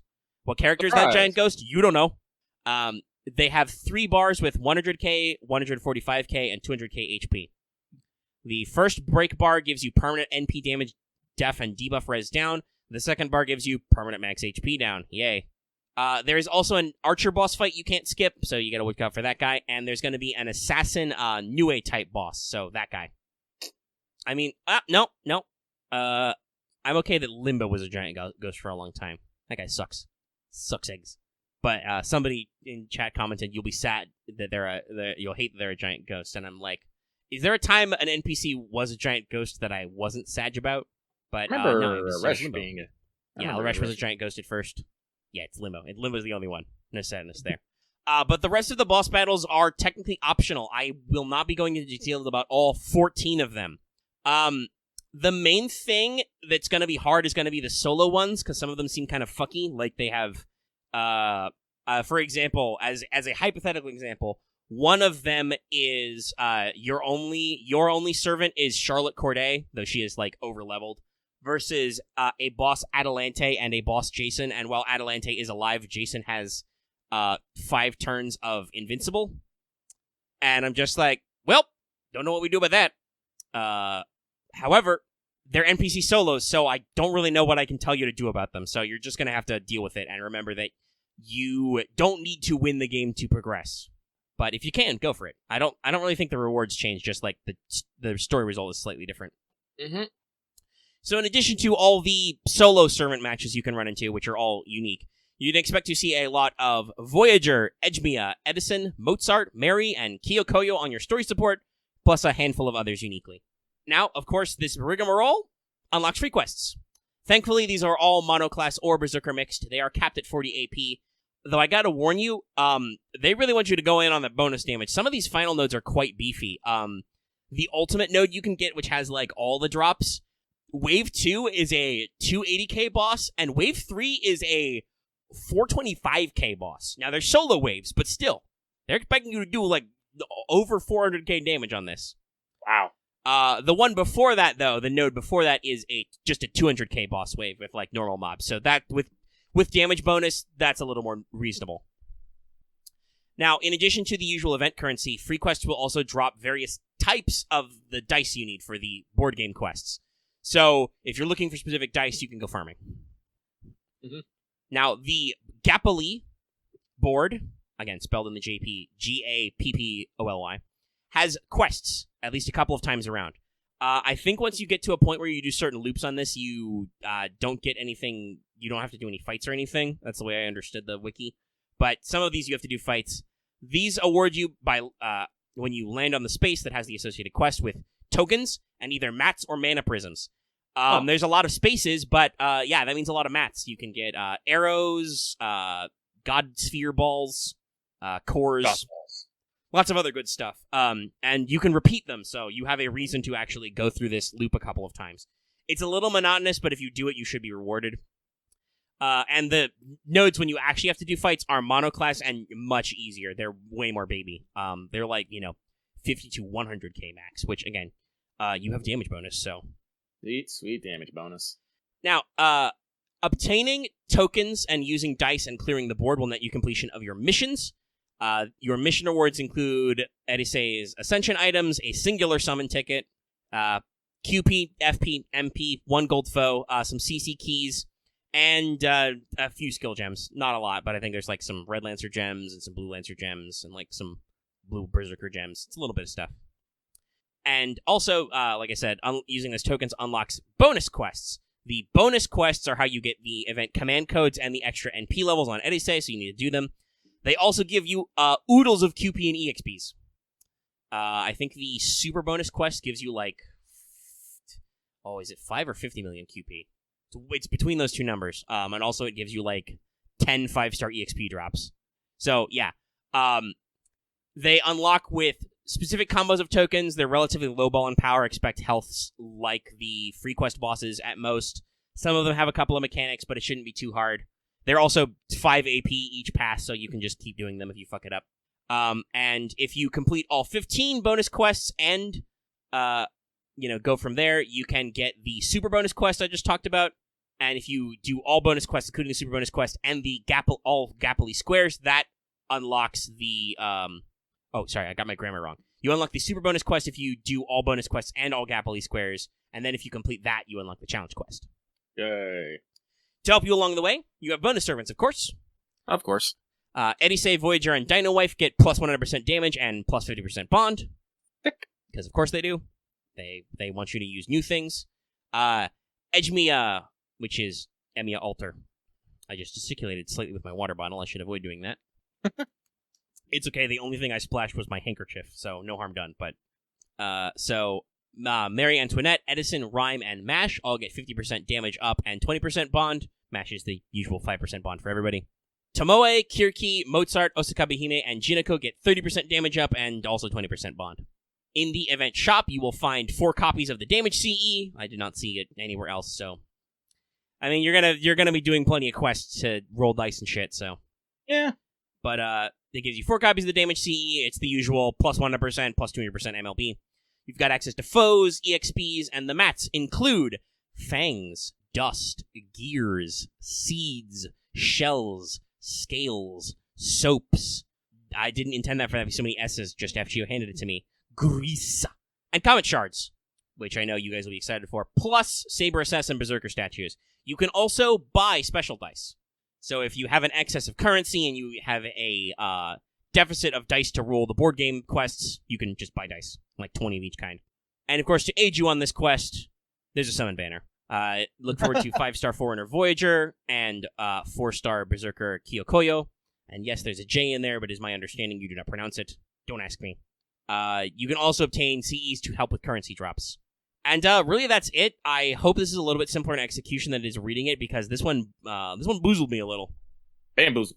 But I think it's not that hard. Just the main thing is you've got a lot of different like quest tabs you're going to be in. Because you're going to be like doing the Gappoly board game, and then you're going to be doing free quests, and then you're going to do story quests, which are also games, and also bonus quests, and lots of little things, but hopefully it should all shake out. Hopefully. It is, like a lot of games, it will probably be easier to play than to explain. Roll dice, get mats. Okay. We're at about an hour and a half. right, let's roll my bones. I take a deep drink of water. Because, y'all, we brought back Teach Me Omega-Sensei because there was a couple of topics that came up in the last couple of story chapters. And as voted by our 5 and Up patrons, the first thing you want to hear about is the ultimate ones. So, we're going to do that now, because we've got the time, and I wrote these notes for something. So, I know all of you are eagerly anticipating this part, so let's dig in, shall we? So, we're going to talk about the ultimate ones, aka the Aristoteles, or Aristoteles, not sure, aka types. You can tell they're a big deal because the company is named after them, kind of. Now, the ultimate ones come up in a few places. The biggest detail is in notes, which everyone, you can be deeply ashamed of me. I did not put a period after every single time I wrote it in my notes because that would be confusing. But they're also a bit in Tsukihime and Melty Blood, and now straying into FGO, which is kind of interesting. I talked about this off mic, but the compilation that Notes was included in was published in the year 1999, so been sitting on this one a little bit. So, the Ultimate Ones are a category of beings who originate from other planetary bodies in our solar system. The ultimate light forms of their respective planets. In some ways, they could be seen as the embodiment or avatar of that planetary body, and there were originally 8 of them. You will notice a problem with this number later. Their biology is wildly different than earthly life, though I shouldn't have to tell you that if you know basically anything about other planets. But the name Aristoteles was given to them by humans, in the field of notes specifically, so I assume that name probably wouldn't come up in FGO, just because we wouldn't have before. Anyway, they didn't really have a name as a group before, though they do appear to work in concert. They don't need names. They're weird space guys. Nice. I'm not kidding, by the way. I have some description of these things. These guys are weird space guys. Listen, names are a human convention. Space doesn't need them. There is no real justification for this name other than Aristotle is cool. Unfortunately, it's one of those things where Nasu writes in his own meta notes, we're not sure where the name come from. Maybe it is a reference to the scientist of old. Okay, so it's a reference to the scientist of old, Nasu, since you wrote these notes and you wrote the name. Anyway, uncertain etymology. So, in the story of Notes, the Ultimate Ones awaken and show up to murder all of humanity, for humanity has managed to finally kill Gaia, the Earth is dead, and the only things left on life on Earth are humans and A-rays, who are artificial humanoids engineered by mankind to survive the post-apocalyptic hellscape, and also they made war on mankind. Subtle. A-rays is also kind of a weird name. Lamau. Anyway, the Ultimate Ones show up because Gaia is mad humans have outlived us, and it calls out to the other planets. So the planets send their biggest bosses to punch us? Listen, Nasu sci-fi stuff is very esoteric, okay? Basically, Gaia mad, humans bad, planets send big boss man. It's a boss rush. So, the Ultimate Ones don't normally fight each other. They work together to move around freely and blast humans and A-rays and whatever. However, some of them learn about the concept of knowledge or understanding. The term in Japanese can be translated a couple of different ways. Knowledge is the common one. From humans, and so they can try and communicate with us, which is, in fact, basically what Lucky said. Space doesn't need names, and then they learn about, discrete concepts. So, the Ultimate Ones have bodies which contain a high quantity of the magical substance, the element with an capital E, known as grain, also space dust. Grain doesn't sound super cool, but is slightly cooler than space dust. This is said to be the fundamental element of heavenly bodies, so creatures with high levels of grain are close to their mother planet. Ultimate Ones are basically avatars of their planets, and they're highest ranked beings. They, stand supreme among the life forms of their planets, and are also probably the only life forms on those planets, because their planets are not life-bearing. Anyway, they have shitloads of grain. Also, grain has a lot of energy transfer potential. There is a lot of grain in the atmosphere of Earth now after it died, which is bad for normal humans, but lets you have cool anime bullshit fights. I love in cool notes, fights. Grain is sometimes called ether or ether because of its energy properties, but this is different from the fifth element, the fifth imaginary factor of void, and the true ether from the Age of Gods, because we know about that. Though true ether is described as forming the 9 heavenly bodies that gave birth to the planet on the Type Moon Wiki with no citation.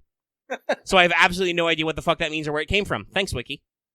But if that is correct and came from somewhere, that probably means that there's some corollary between true ether and grain? I don't know. There's a lot of space and heaven stuff here. Anyway, this means that the Black Barrel fucks Ultimate Ones because grain is the opposite of both true ether and the Black Barrel. And this is important because Ultimate Ones have no natural concept of death. They are such highly evolved life forms that they have no death, and that means they're immune to the eyes of death perception, but they are vulnerable to conceptual weapons and raw damage output. Anime bullshit fights. So in notes, there are 8 known types. And yes, this was 1999, so Pluto was still a type. Is Pluto a type now? I don't know. So, type Mercury is also called Ort in capital letters. Ort. Is a 10-story tall crystal spider motherfucker who can also transform himself to be like a UFO. Yeah. Its body is made of a crystalline substance which is simultaneously harder, more flexible, sharper, and more temperature resistant than anything on Earth. Ort also has the ability to absorb and mimic creatures it consumes, including humans. Though it can't really truly learn from them, it can, mimic human speech and stuff. Its offensive capabilities are said to be on par with primate murder. Which, by the way, that's Angramanyu said that, so I think he's a credible source about killing humans. It also possesses an ability like a reality marble, which alters the texture of the world to resemble an environment like itself, called the Crystal Valley, a sea of crystalline trees and spider webs. Ort is also sometimes called the Spider. Yes, Ort is explicitly supposed to be an OP bonus boss type character. Nasu designed it that way. Now, more weapon all in this shit suddenly. Ort has arrived on Earth already in preparation for the promised time of notes and chills in South America. The 5th Dead Apostle Ancestor tried to eat it. Don't know why the fuck he thought he could do that. But he got eaten instead, so the Dead Apostles decided that Ort is a vampire now, and they made him the 5th Dead Apostle Ancestor. So that's how membership. I guess that's how membership works. Yeah. Hey, did you kick a mortal vampire's ass? I guess you're one of us now. That way, there's no one technically stronger than us still. Ha ha ha ha. Politics. Yeah. So yes, this means in Tsukihime type worlds, Ort is technically a vampire, and he's on the big scary vampire council. Yeah, I know, it's stupid. Now, character material calls it the ultimate one of Mercury ? So he might not even be from there, which is, by the way, very weird if not true. Mercury is a legitimate terrestrial planetary body, so I have further questions. But anyway, let's move on to another of the types we know a lot about. Type Venus, also known as Heaven's Corpse, or the Angel, or VV. Their true form is some kind of colonizing carnivorous plant creature, kaiju, of enormous size with a body structure that can morph itself to be kind of like a fish with a tree on its back, or maybe even an angel. Type Venus is an infestation-type light form. It can adjust its spores to suit the target of an invasion. So in notes, its wings rain down feathers, which become angel-type bodies, which resemble humanoid females with wings. Because that's the ultimate form for fucking up the post-apocalyptic Earth, I guess. In notes, Type Venus is killed by the gun god, using the Black Barrel, and put into an eternal stasis where her 2 wings form 2 world trees, and an unusual city sprouts up below them because plants can grow on her corpse, as all other life on Earth is dead. Even when killed, these trees still put out her angel-type spores, so they need to be controlled. And also, Vivi is technically the main heroine of Notes, because as a parasitic light form, she was able to figure out the concept of humans after being shot down, and takes the form of an angel, and is a pretty freeloader of Gun God in the period of the short story. So, shoot a space Venus flytrap, get an angel wife, who eats your food and doesn't pay rent. Type Mars! Sorry, I'm just like... Nalsi, what are you smoking? Yeah, I don't know. Well, I have my own theories, but we'll get back to that. Type Mars exists. It is not detailed in notes. Black box. But we do know a little bit about Type Jupiter. Type Jupiter is also called the Black Aristoteles, and it appears to be a black giant of humanoid shape many kilometers tall. It is made of dark photon gas, and as an object which can only be described as an artificial sun at its core. It is capable of infinitely expanding its mass. In the time of notes, type Jupiter is the most damaging of the ultimate ones. It attacks the western continent on Earth and really fucks them up before. Ado Edom of Slash Emperor fame, it's that pose that Double X does, damages its core, causing it to go berserk and burn the entire continent, possibly by exploding. I don't know what you expected when you break an artificial sun. So yes, big scary giant man who explodes. Now, another important one is type Saturn, aka the Cross, or just the Aerial Fortress, is a literal giant cross which is 3 kilometers long. Jeez. It appears to be made of some sort of luminous mineral. It attacks via sending electromagnetic blasts, which also form the shape of crosses. These can be used both for a direct attack and area denial, causing earthquakes and leaving rows of gleaming crosses in the land like tombstones. Type Saturn seems to be some kind of boss or leader of the Ultimate Ones. It receives the messages from the wills of the other planets and transmits them to the rest of the types. So guys, I wonder if Nasu likes Evangelion. It's a giant space cross that shoots space-shaped space beams, or cross-shaped space beams of light. Of course he will. Like, again, like, I'll point you out. Remember, Nasu got inspired by an episode of Evangelion which made him write Mahoyo, which basically literally kickstarted this entire fucking thing. Yeah, no. The I wonder if Nasu likes Evangelion is sarcastic. Oh, I'm sorry. No, it's okay. Like, I asked that question because, boy howdy does it. Yeah, I think he liked Evangelion. The aesthetics of types are very heavily borrowed from angels, I think, in my opinion. IMO. Spoilers. Type Neptune and Type Uranus aren't really described in notes. We know that in kind of the epilogue, they appear in its final stages in a joint operation to attack the World Tree City, and then I guess they just fuck off. I don't know. Type Pluto is also not depicted. It is in the backstory of notes. It is fought by the leaders of the A-Rays, known as the Sisters, who were like really powerful A-Rays who led them in a war against mankind, but then when the aliens attacked, we decided to bond together or something. Listen, Notes has it seems like, because Notes is short, it has a lot of exposition. Anyway, they fought Type Pluto and defeated it, and its blood fell on the Earth, forming the Blood Sky, which is a red layer of the sky, where the sky is red, I guess. Is it poisonous? I don't fucking know. It's red there. This is above the Cloud Sea, which is a barrier where the sky is gray that the Sisters created to try and keep the Ultimate Ones out. And if you go above the Cloud Sea and above the Blood Sky, you find the true blue sky. What's the color of the sky? It's deep blue. That's a different reference entirely. Though, if there was an Ace Combat game where you fought a 3-kilometer-long flying space cross, I would not be surprised. That sounds pretty baller. And that's the original 8 types in Notes, except for the fact that 3 of those types are just names. I think Nasu did the thing where you're an author and you think of a cool, like, system for describing your big baddie dudes, and then you realize, shit, I've only got ideas for, like, 5 of these 8 guys right now. I'll just say the other guys showed up, and I'll talk about them later. You gotta be careful with your number themes. And, of course, there are also a couple of other Ultimate Ones we do actually know about. So, there is, naturally, Type Moon, Bunastad of the Crimson Moon, or sometimes just Crimson Moon. He is the Ultimate One of the Moon, which is a moon. And he is a guy? Or maybe he's just a giant moon. The picture they use on the wiki is just a giant red moon. I don't know. I'm pretty sure he's supposed to be a dude. He could just be a concept. I don't know. He's supposed to appear in Notes and has a sword, so I guess he's a dude. I don't know. Anyway, for the time being, it's in... I said I don't know.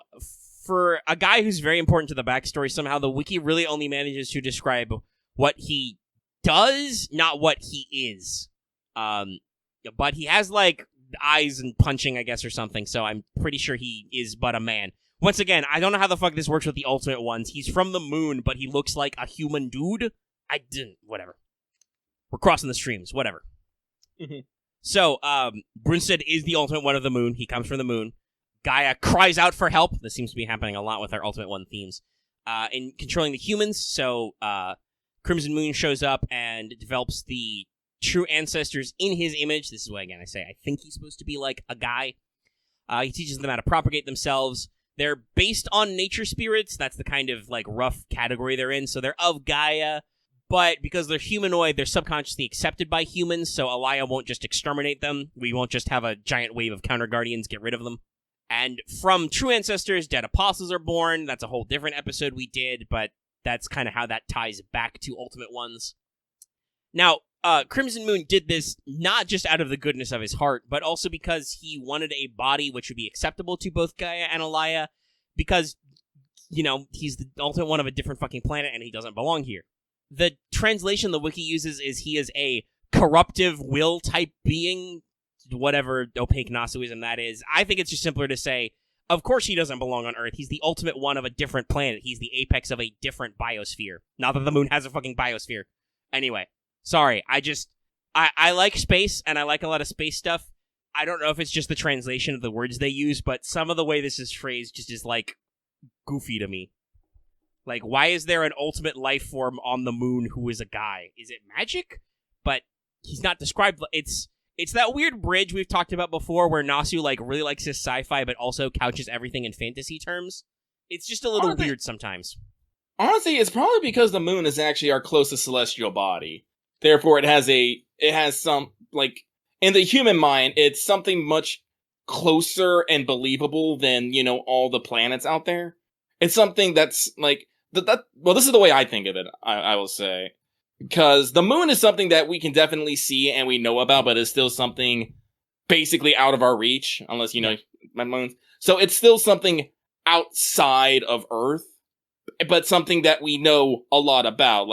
We can talk about, the moons of other planets, but we're just kind of all about them. We don't have, legends. We don't have legends and stories about, because we couldn't observe the Gallian moons until, Galileo.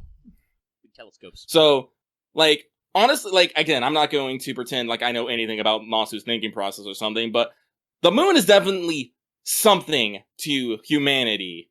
What in the grand scheme of the entire system of Sol, maybe not so much. Which I think is where my disconnect is. Yeah, because that's a very good what's the word we say? Doyleist perspective. That may be why Nasu wants to write about the moon, because it's much closer to Earth and it makes more sense. But given the definition of Ultimate Ones in notes, that seems very the reverse of anthrocentric, right? Yeah. That said, cosmic horror type writers, which a lot of this stuff does definitely border on that, giant space crosses that shoot space cross laser beams and kill thousands of humans. I mean, that's very esoteric and weird, very eldritch. That's my freaking screaming crystal. We definitely have an issue of okay, humans are insignificant, the pale blue dot and all that stuff. We're very tiny in the grand scheme of things. But also, why the fuck are all these assholes coming to Earth? At least in notes it makes specific sense, because the dying voice of Gaia is super butthurt that we killed the planet but we get to live on because we're just gremlins like that with our advanced genetic engineering. Magic genetic engineering, I guess, because A-rays and the humans who adapt to the grain have magical ether powers. Anyway, motherfucking liners. Yeah, like I said, Nasu bridges the gap between science fiction and fantasy readily and without stopping. So it's just how it is. I was gonna say something. I forgot what it says. I guess it's one. Again, this is one of those things of you say why always Earth, and then it's just one of those questions. But if not Earth, where? Well, I mean, there is a wide habit in the greater science fiction and fantasy of alternate worlds, So, it doesn't have to be Earth. I guess the question is just it's because they want to keep relating it to Earth humans and stuff, but it's a little weird sometimes. I guess the main thing, Nasu at least does have a through line in that Gaia is a entity. In a philosophical term, it is a discrete thing that exists, even if it is not necessarily physical. So it can apparently yell at other planetary bodies to come help it out. But yeah, so Brunstead comes down from the moon, and he's chilling here, and he wants to create the true ancestor so he can stay here, but I'm not really sure why. I don't know why he doesn't fuck off back to his own planet where he's the big king dick vampire. I don't know. Anyway, the true ancestors who reach his level are given the title of Brunstead in his honor, and they are vulnerable to spiritual possession by him, because it's an elaborate immortality scheme, because he's still a vampire, bro. And we know a lot about his powers, so he's got super god vampire powers, and he's got the bestest ranking mystic eyes, which are rainbow tier mystic eyes. But we don't even know what they do. We just know that he has the best mystic eyes, because mystic eyes are the best guys. And in notes, he's got a cool sword, and he can also make a copy of the moon and drop it on you, and he has a reality marble for his bitchin' cool castle, and then he has an attack where he shoots a giant pillar of air at you. You know, total vampire stuff, bro. Sorry, I feel, slightly overbeared. Yeah, it's like that. Hey, come over. I can't. I'm busy. I mean, Ort came here like thousands of years early. But yes, it's just, in case you can't tell, I personally think Crimson Moon is a little overbearing. Like, I feel like we've lost the plot a little bit with just giving him more anime vampire god Jesus powers, but yeah, but then he whatever. gets slayed by Kelchert, and now... Well, yeah, that is actually my next bullet point. He does lose to Zelrich in a giant fight because he forgot to take into account literal magic with a capital M. Zeldritch uses the second magic to create an infinite ether cannon and blow up the moon, the fake moon that got dropped. And it's fake because that's why we still have a moon. But yeah, he has a shitload of powers for no foreseeable reason other than to make him cooler. It's honestly like a lot of Tsukihime stuff is like, Nasu was really into his Mystic Eyes. There's a lot of superfluous Mystic Eyes in Tsukihime. They don't really do stuff, but they exist, and I want you to know that they're highly ranked because they're cool. Thumbs up. Gilgamesh is the strongest heroic spirit. But yeah, he does in fact lose the fight to Zelrich and get blown the fuck up. However, in Tsukihime-type worlds, he does bite Zelrich and turns him into a dead apostle. In Fate-type worlds, he doesn't. Didn't know about this particular split, but yeah. I didn't know about that. Yeah, so specifically in Fate-type worlds, Zelrich is not a vampire. He's just still a semi-immortal wizard man, given Rin free paperweights, magical girl sticks. And in Tsukihime worlds, he's a vampire now, bro, but even though he doesn't work with, like, the dead apostle ancestors or anything. Now, a similar entity to this is Archetype Earth. This is an alternate form of Arcoid who appears in mostly some Melty Blood games. It's basically Arc with Crimson Moon's powers and abilities and a personality more akin to his, kind of like Arc's super evil subconscious side. Thus, Archetype Earth can kind of be seen as an ultimate one. You know, she's got a lot of the same powers and abilities that, that Crimson Moon had, so kind of similar. Characters in Melting Blood who meet Archetype Earth even call her an ultimate one, but, it's wiggly. But anyway, the last ultimate one we know about is the FGO one. The ultimate one of the Oort Cloud, which is not a singular heavenly body, let alone a planet, but okay. I don't make the rules. Anyway, it's mentioned in FGO. It came to Earth in the distant past. In worlds ruled by Alaya, it slumbers. When in a world ruled by Gaia, it is more active. I believe the translation or the text, I think it's maybe the English text that Rasputin used was wriggles, writhes. Anyway. In Tsukihime-type world, it's wiggly. In Fate-type worlds, normally, it's sleepy. It's sweepy. Now, given the officially questionable quality of Type Mercury being Type Mercury, and both of them supposedly being in South America, it does seem kind of contrived if there are two ultimate ones in South America, it's probably highly likely that the Oort Cloud Ultimate one and Type Mercury, aka Oort, literally O-R-T, are the same, but we have pictures and concept art of Oort, and he's kind of white and green, and its Crystal Valley doesn't really sound or be their sound in terms of description or look like, because we have concept art of that too, like the giant space of golden trees and great beasts of Xibalba, so it could be like a double red herring? I don't know. Like, it seems very coincidental that somehow two ultimate ones have landed in the exact same fucking spot, relatively speaking. The Earth's pretty big. Maybe it's more of a thing of either or. Like maybe in Fate, like it hasn't been explained, but maybe in Fate Worlds maybe in Fate Worlds one lands, but maybe in Tsukihime Worlds the other one lands. Yeah. So we'll have to see how exactly that does actually shake out. There's a lot going on with, slots, numbers, roles. You may have noticed that I said that in notes is referred to there being 8 ultimate ones, but, there are hypothetically, like 10 of them I've named because we have the moon and the Oort cloud. Hmm. So it seems like it's a little bit nebulous. Obviously it's been over 20 years since Nasu wrote notes, so he has had some time to advance and evolve this idea. We will have to see if anybody in FGO actually explains an ultimate one. I mean, because I don't really... I mean, I guess, hypothetically, like, in some timelines, Oort is on Earth and people are aware of him, the mages know about it and call it the Crystal Valley and stuff like that. So, there may be some records in Chaldea about legends of these things. I'm unsure if they would be familiar with the concept otherwise, because they only show up in an alternate timeline. But yeah, it's out there. So there's definitely room for it to just be Oort and also to not be Oort. I don't know.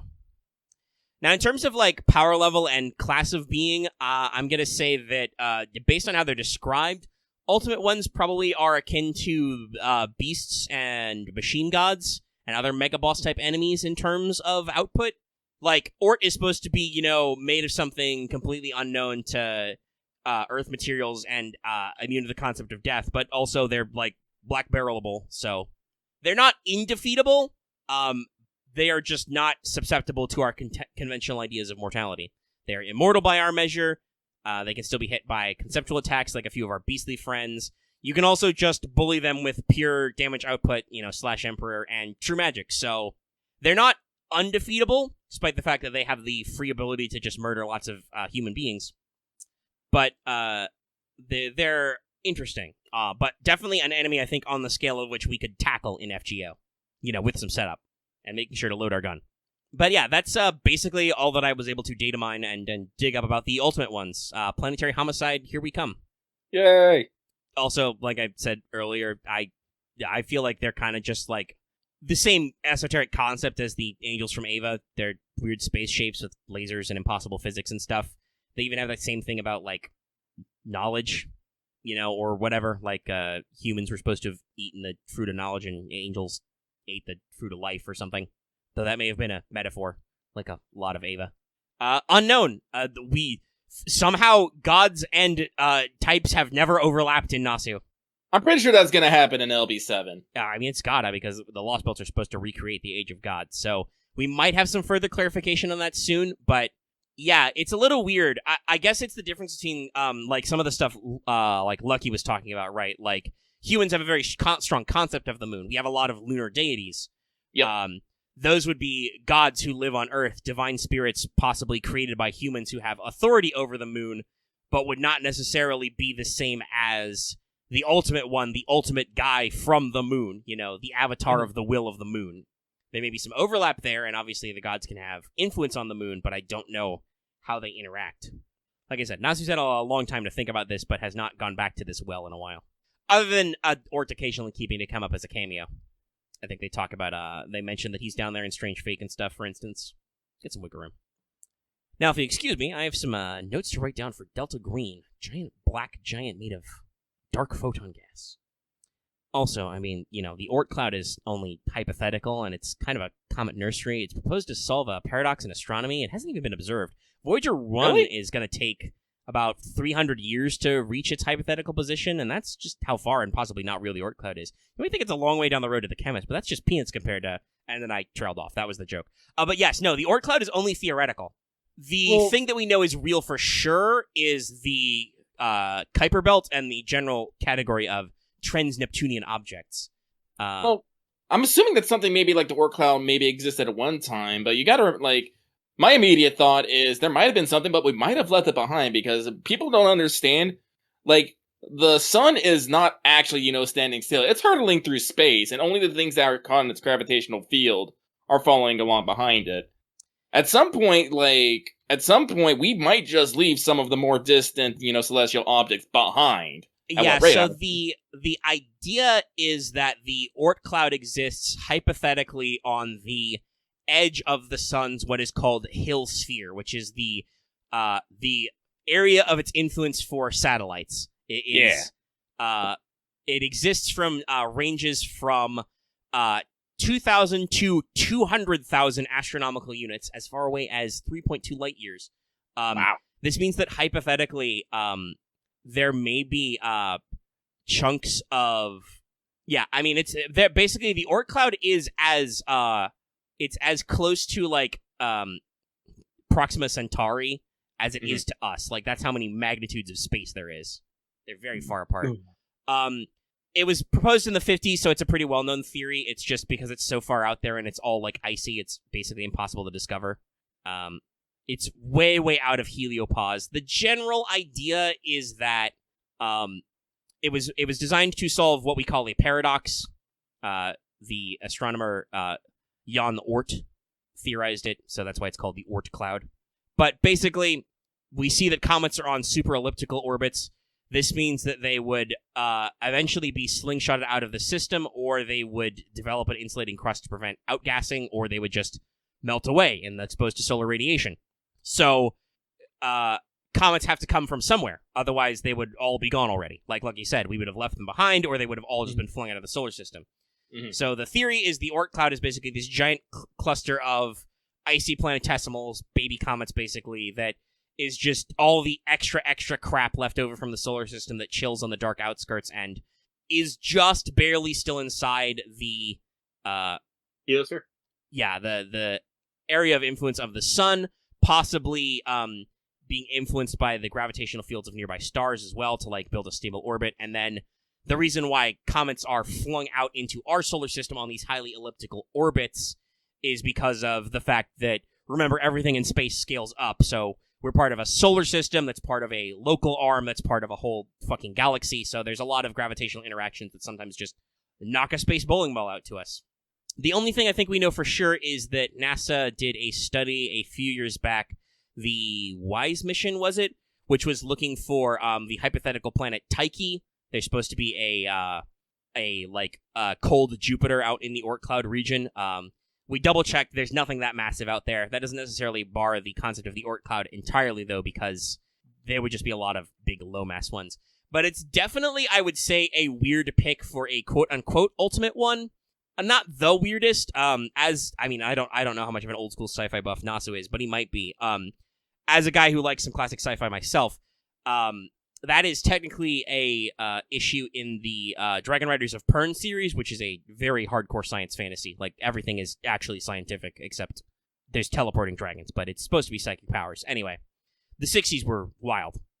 But that planet is attacked by threads, which are a weird space organism that grows in their Oort cloud and is picked up in the trail of a, irregular planetary body.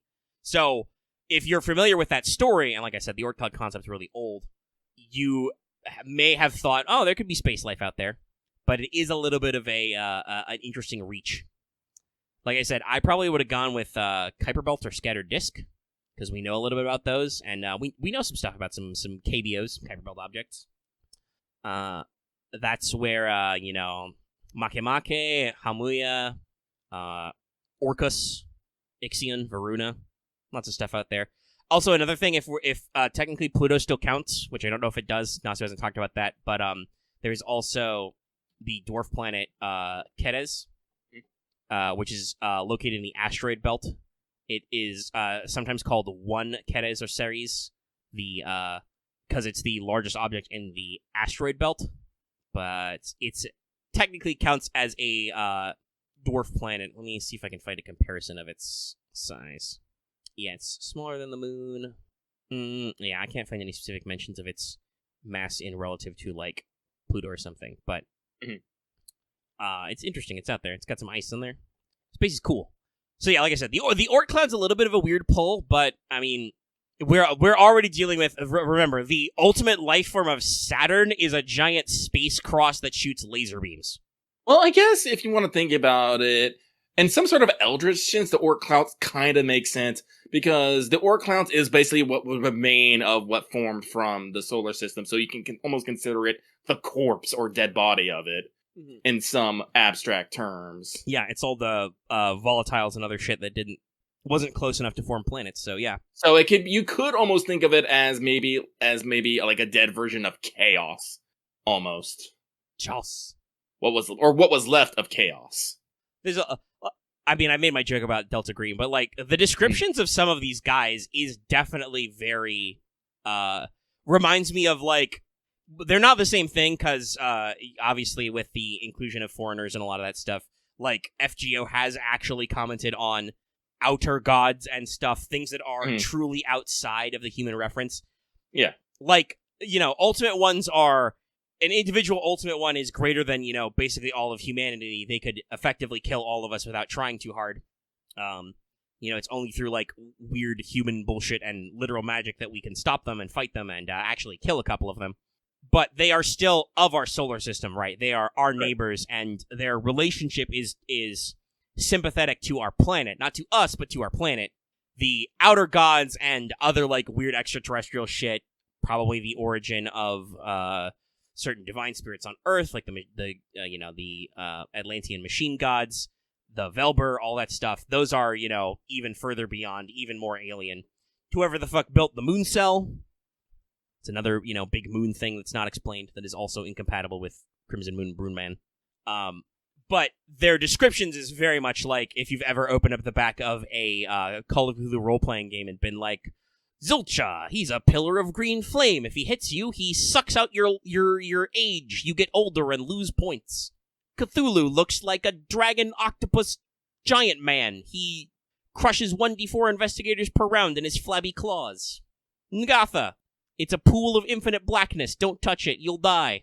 What is it? Gathanathoa, I think, is the one from Lemuria, who, if you see it, he turns you into a fossil mummy who's still sentient somehow.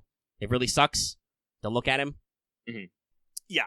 So it definitely, like, a lot of these weird esoteric designs, like the description for Type Venus before she takes her death nap and becomes, a waifu is like, okay, so it's like a giant plant angel with tree wings, but also it's described that her true body could be like an enormous fish sailing through the sea of clouds, but with a tree on her back. And like, wow, that's really, really esoteric.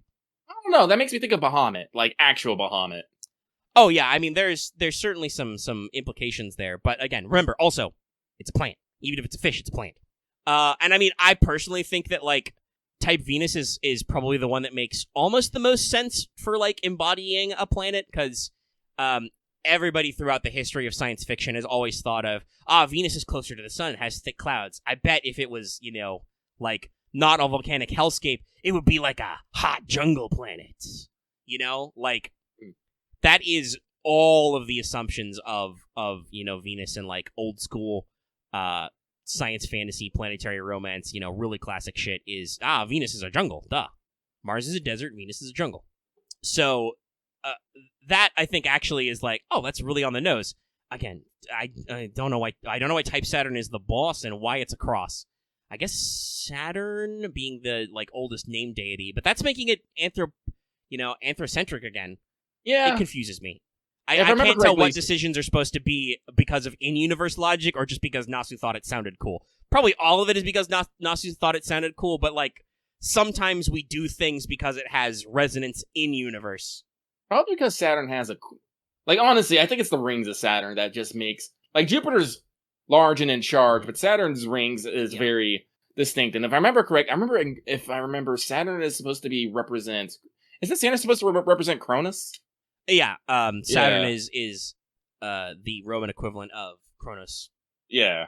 But so again, it's one of those things of, like, I guess this is the fallacy of having a person having the right things, because like, again, it's hard for me to, like, I get what you're saying. I mentioned it earlier, like, it's hard to separate what is supposed to be conscious decisions by Nasu the writer and what is just, like, not deliberate decisions by Nasu the writer.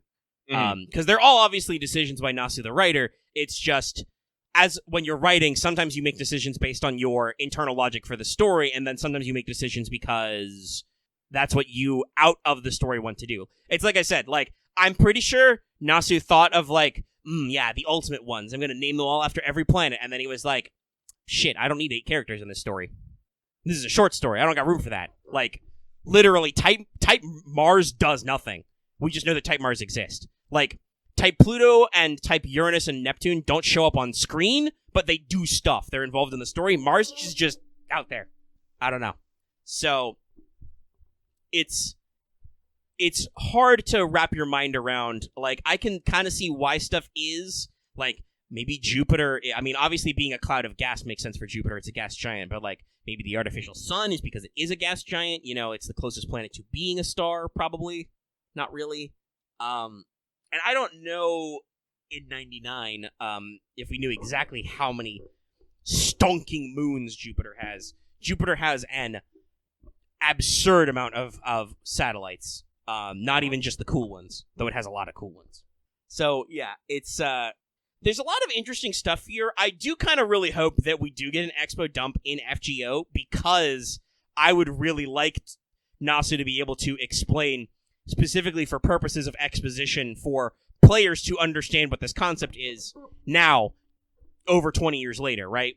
I mean, that does seem to be a lot of purpose of what FGO does nowadays. And also uses a story to basically bolt on other concepts he's alluded to in other things. Yeah, it lets him flex writing muscles he hasn't had an opportunity because it didn't fit the scope or nature of other stories. Well, FGO needs a lot of stories, so we can work on a lot of things, you know, elaborating on fairies and nature spirits, elaborating on what the fuck is going on with the Olympian gods. You know, he's always been saying they're machine-like. Well, now we know they were literally giant robot spaceships. Sorry, itchy eyes. But yeah, that's all my notes on Ultimate ones.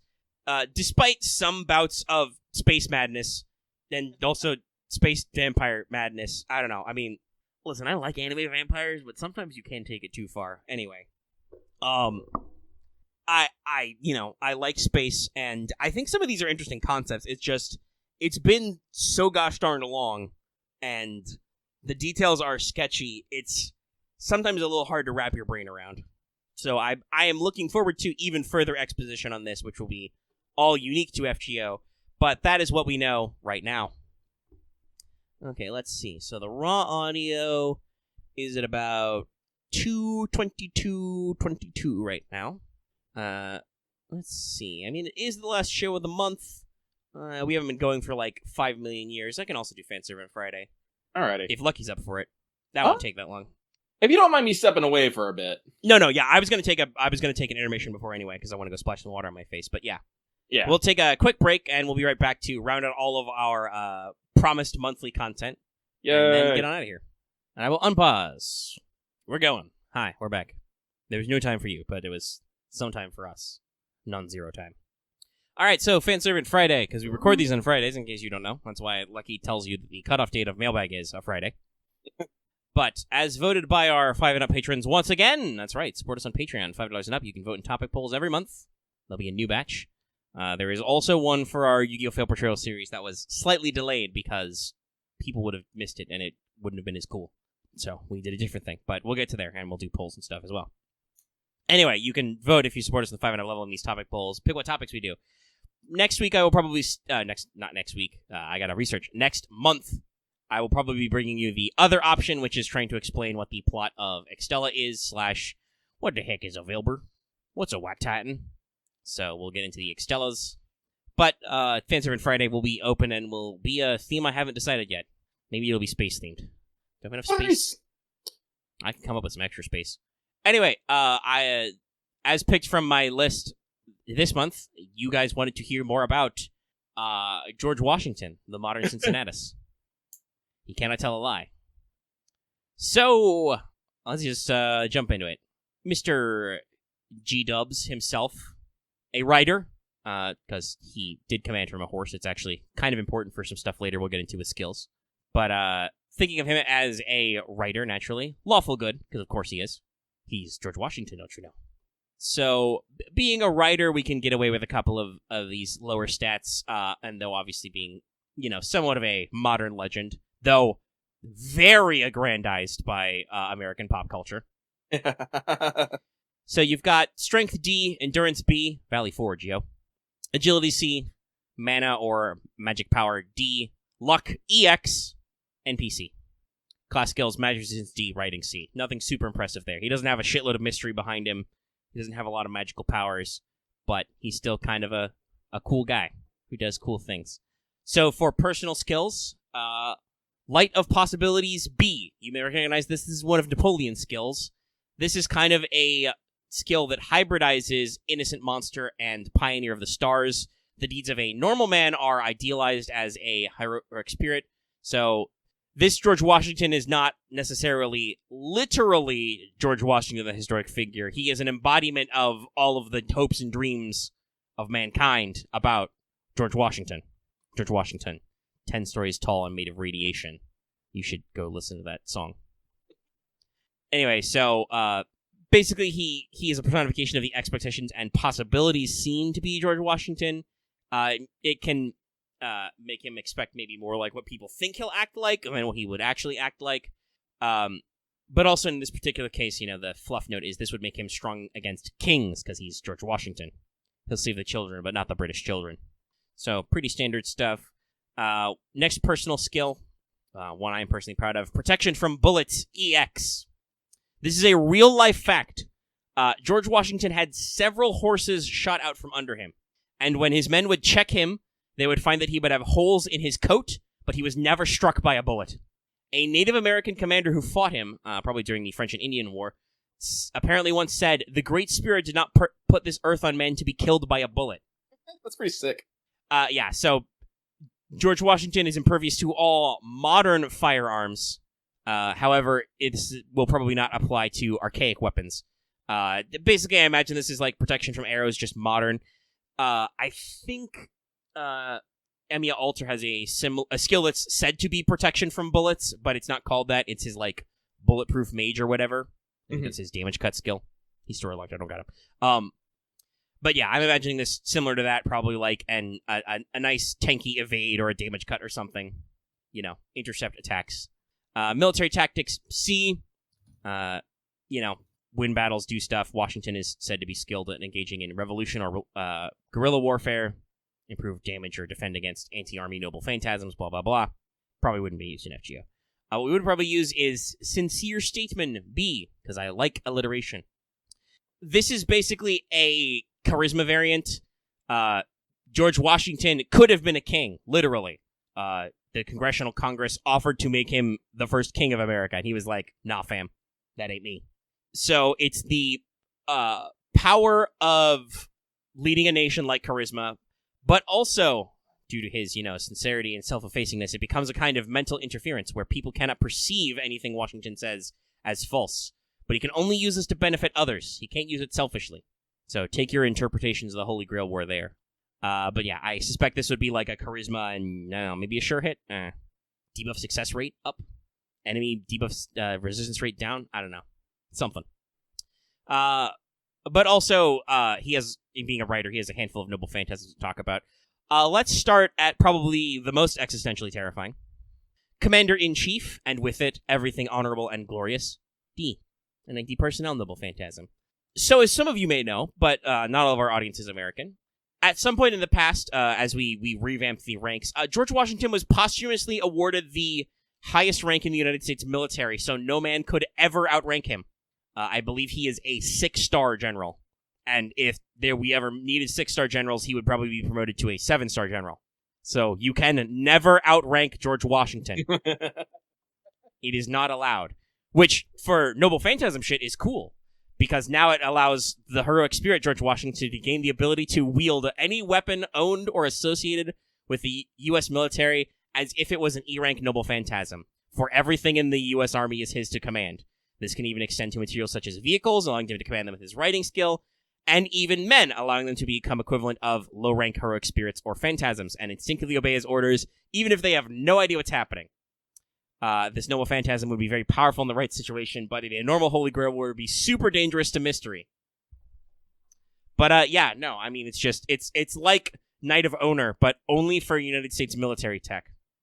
But listen, we got some bases in Japan. You put George Washington the Servant on the deck of an aircraft carrier, and it's on like Donkey Kong.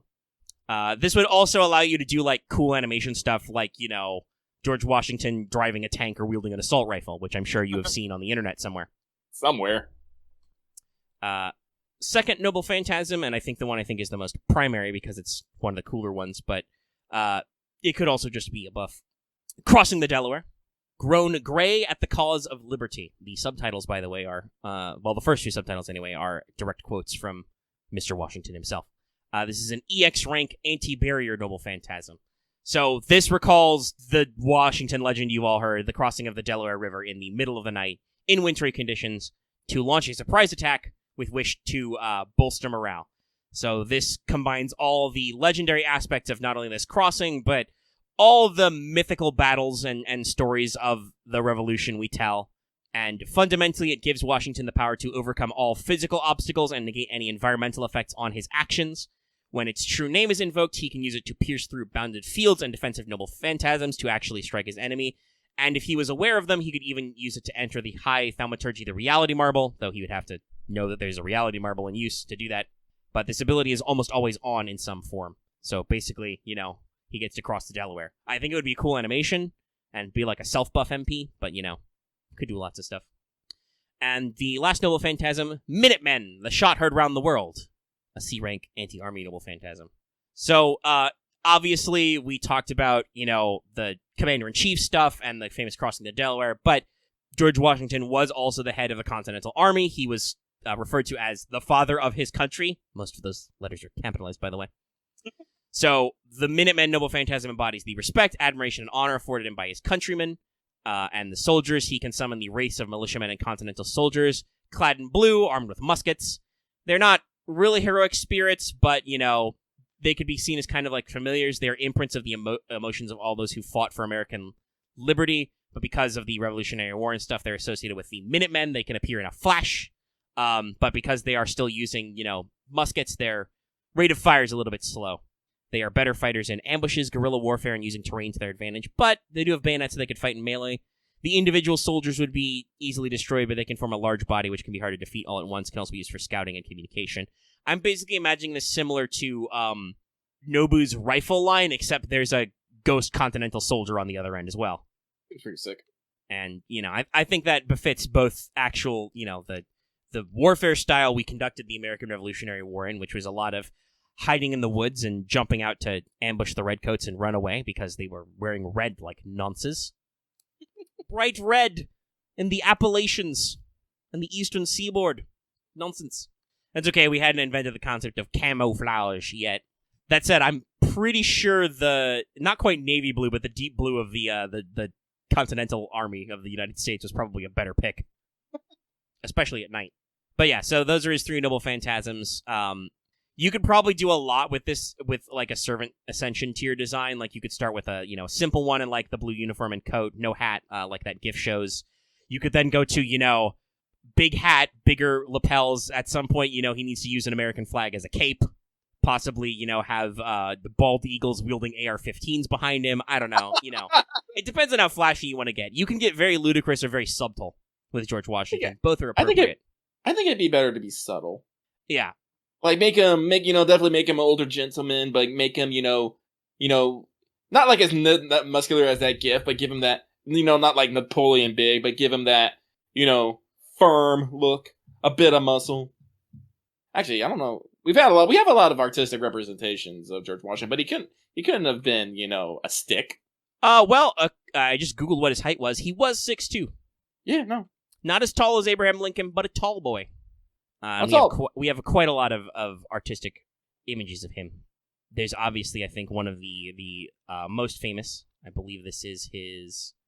This is the based on his unfinished portrait. The classic, white hair, floofy Miles Edgeworth thing, black coat. Yeah. He was allegedly actual George Washington, though while not without his own sense of humor. One of my favorite quotes attributed to him is during the actual crossing of the Delaware, when he climbed into the boat with General Henry Ox Knox, who was a large lad. He allegedly poked him with his boot and said, "Move that fat ass, Harry, but slowly, or you'll swamp the boat." So he had his own sense of humor, but supposedly he was a little bit of a, pursed mouth, kind of a low talker, because as you may recall, he had bad teeth. The wooden teeth thing was not a meme. He actually had a poor dentistry, like lots of historical people. But yeah, the classic black waistcoat look would probably be pretty good. At least one of him in a, continental uniform with the hat. You got to have the hat. Gotta have the hat. But he should definitely have like a musket over. He should probably definitely have a musket, but you know it's a simple musket again. But it gets really fucking weird in later ascensions. Yeah, this is the famous one crossing the Delaware. This has the cape as well. Not a like American flag cape, but a very nice one, and he's got the saber. Yes, you could also draw when he was a colonel in the British colonial army as well. He had a couple of different uniforms in his time, in his days. So there's a wide variety of options out there. Mm-hmm. And personally, I've always thought it was a little sad that, like, for the sake of the story, we kind of pawned off all of the myths of the American presidency on Edison, of all people. Yeah. When, as you know, we've got our own tall tales. Abraham Lincoln's saber, when. And if you don't understand that, you should look into that. A guy once challenged him to a duel, and Abraham Lincoln said, "Sure, we'll do it with two-handed claymores on a 10-foot plank over a pit." And the other guy was like, "Nah." I mean, I think it was meant to show how weird everything was in America, because we got to call him out a little bit on the king part. We're like, "Buddy, you're really overworking these dudes." And he's like, "Am I?" The American way thing, I think. It's fine. It's not fine, Edison. It was not fine. No, it wasn't. Subtitle: It was not fine. But yeah, so obviously, in case you couldn't tell, big fan of the old G-dubs, George Washington. By all accounts, he does seem like a pretty cool guy for the time period. Very strong opinions on leadership. I made the joke about a modern Cincinnatus because, like I said, straight up, this dude could have been king of America. We could be a monarchy right now, ruled by the Washingtonian dynasty. And probably would. It's only been like 200 years. Though I don't know what his state of heirs was. Anyway. God, can you imagine America, but with dynastic monarchy bullshit? Nah, because I'm pretty sure the world wars would have still happened, and there'd be a lot of dismantlement of the nobility, just as things progressed. Yeah, I mean, that's another thing. We didn't really have... I mean, we had an aristocracy, but it was not the same way. It's just... Yeah. America's really interesting, and I don't know if necessarily everyone quite understands how weird we are, but we have a...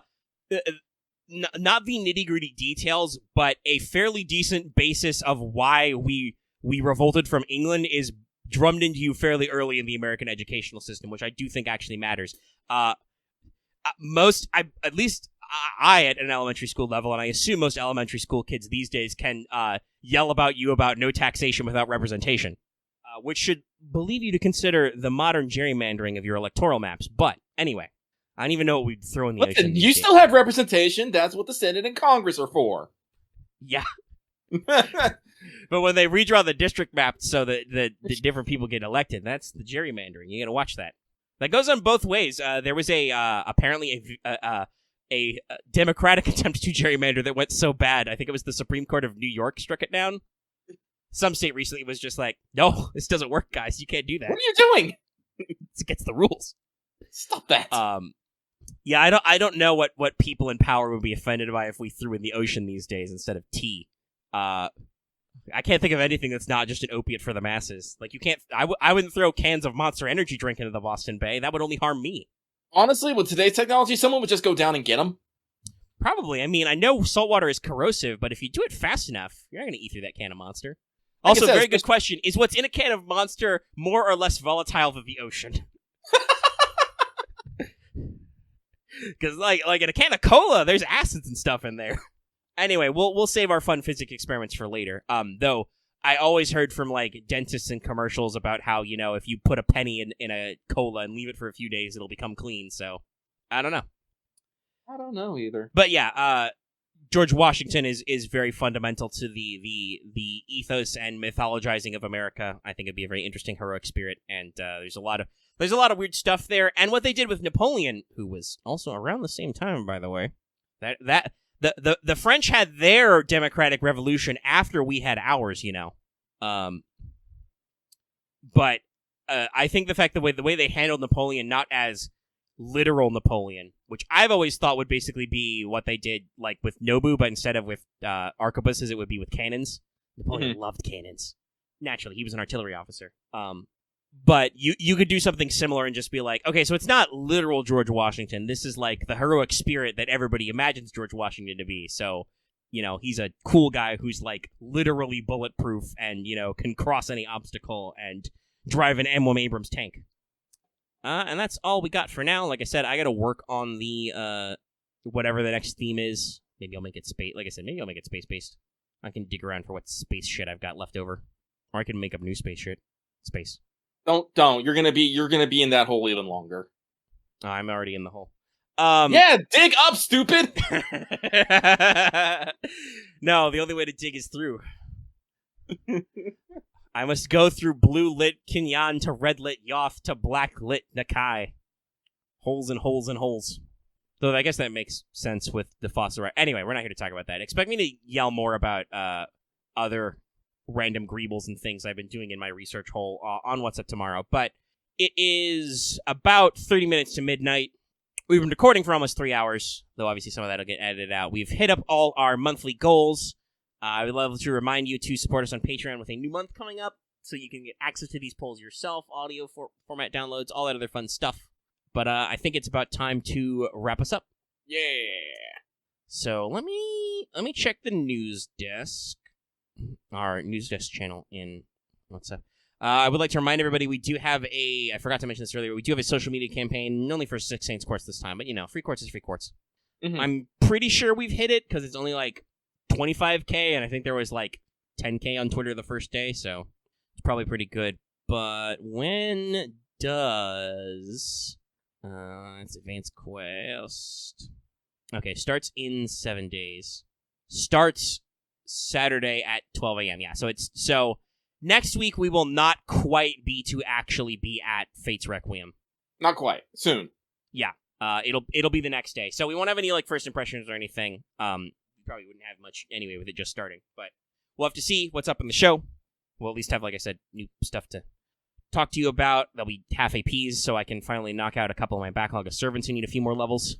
And we'll see whatever comes next. I've also heard people talking about, like I said, like theoretical extra banners or other weird twists in the collab event, because it's going on for a long time. It's what, 3? Yeah, actually, no. 4 weeks. 4 weeks. No, they gotta have a banner too. Because it started the 27th, and let me double check that I got that number right, but I'm pretty sure I did, because I took it directly from the image. Actually, what's the Yep, 5/8. 18. What's sorry. what's the duration of the first banner? Is it the full time? Summon campaign. There's no image for this wiki. You're killing me, Smalls. The chat, find me an image of the summon banner in Japanese with an end date on it. I summon it from you, because the wiki doesn't have it. Oh, sorry, my nose is itching. I'm talking too much. But yes, no, I double confirmed. On the image of the actual event, it says 5/18. So yeah, this goes 4 weeks, which is not normal. So something will happen. What will it be? I don't know. There's some adorable craft instances. Chat is scrambling. I'm pretty sure I can... Fate, go, JP. Let me see if I can dig it up on the news page. Since we're asking, we're wondering. We'll figure it the heckin' out. Okay, the image of the banner... Yeah, Art got it just as it loaded. Also says 5/18, so it says it'll also run 4 weeks. Will it rotate? That's a freakishly long summon banner. Yeah, it is. They have to have a banner, too. I refuse to believe that they don't. Yeah, I mean, something has to happen. There's no way. You don't... FGO doesn't do 4-week events with only one banner.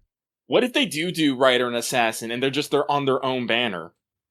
I mean, I guess they could do that. We've already discussed that question about using their true names, but I don't know. I mean, I guess No, because it makes sense, because Super Bunyan would just be all 3 of them together. So they still would need their own individual Saint graphs. I think Banner 2 will be Assassin and Rider. That's what I think. The other thing I wanted to say, I did want to point out that they do have the pre-release, which has a lot of rotating 5-stars we've talked about, that's stuff. That goes on true. until the 10th, so maybe they're giving you extra tail time because they've got a lot of limiteds coming back for that. They want to make sure you've got enough time to do both, maybe? I don't know, but still, that still leaves like an extra week after that ends before the other banner ends. So, it's like I said, it's 4 goddamn weeks. Freakishly long. Something will occur. Either those, like, last week will be, like, a trail week to make sure you get all your stuff done and they'll throw some other event in there, or there'll be a twist in here. Anyway, we've been going long enough. Like I said, 30 minutes to midnight. I want to finish this up and do some other stuff. before I goes to the beds. So we're gonna do the outro. It goes a little something like this. If you like this video on YouTube, be sure to give it a like. If you also could, you can leave questions, comments, concerns, whatever down below in the comments section. You can hit us up there. Respond to the many questions I've asked you personally. So, shoot us a comment. We love those. You can also get in touch with us on our Discord. Link is in the video description and on our channel page. If you're new here and haven't already, please subscribe to our channel. I can tell you that we blasted by 3069. But, now we just go bigger. Go big or go home, guys. You cleared the 69. Let's go for 3100. So rack up those subs. Follow us for all our great videos and whatnot. And even if you're already subscribed, make sure to hit that bell for notifications so you always know when we post a new video or when we stream, because we do that frequently, off and on, quite a few times during the week. Check it out. And also, you can consider joining our channel memberships. You can get access to membership badges and emotes. And it helps support us, even if, not doing that ad rev or whatever. So we're also doing okay at that. And like I said earlier and a little while ago, you can also support us on Patreon. As little as $1 a month or roughly $10 a year gets you access to our Patreon channel and Discord and our audio downloads. If you prefer to take the audio and go with you, you can download it or watch it, listen in Patreon. And like I said, itchy nose. Anyway, you can support us on Patreon there, and you can get access to our audio downloads for this show relatively early. I post them as soon as I am done editing the audio, which doesn't take me that long after we finish recording, usually. Uploading, all that fun stuff. And you can access our entire back catalog of audio that way as well. Higher levels, you can vote in the topic polls, like the new ones that will come in the next month. And other stuff, get access to videos early. At the 10 and up level, you can listen to Let's Talk FGO get recorded live every week. It's a fun time. Help support us. And, that's all I got as I melt here and how humid it is, apparently, even though my window is open. I will see you guys tomorrow for What's Up, or later today if you're watching this on YouTube as it's released to public. And next week for more Let's Talk FGO. That's it. Bye, everybody. That's it. You gotta go home. I flicked the lights. Get out of here. Go. Go on. The movie's over. Go home.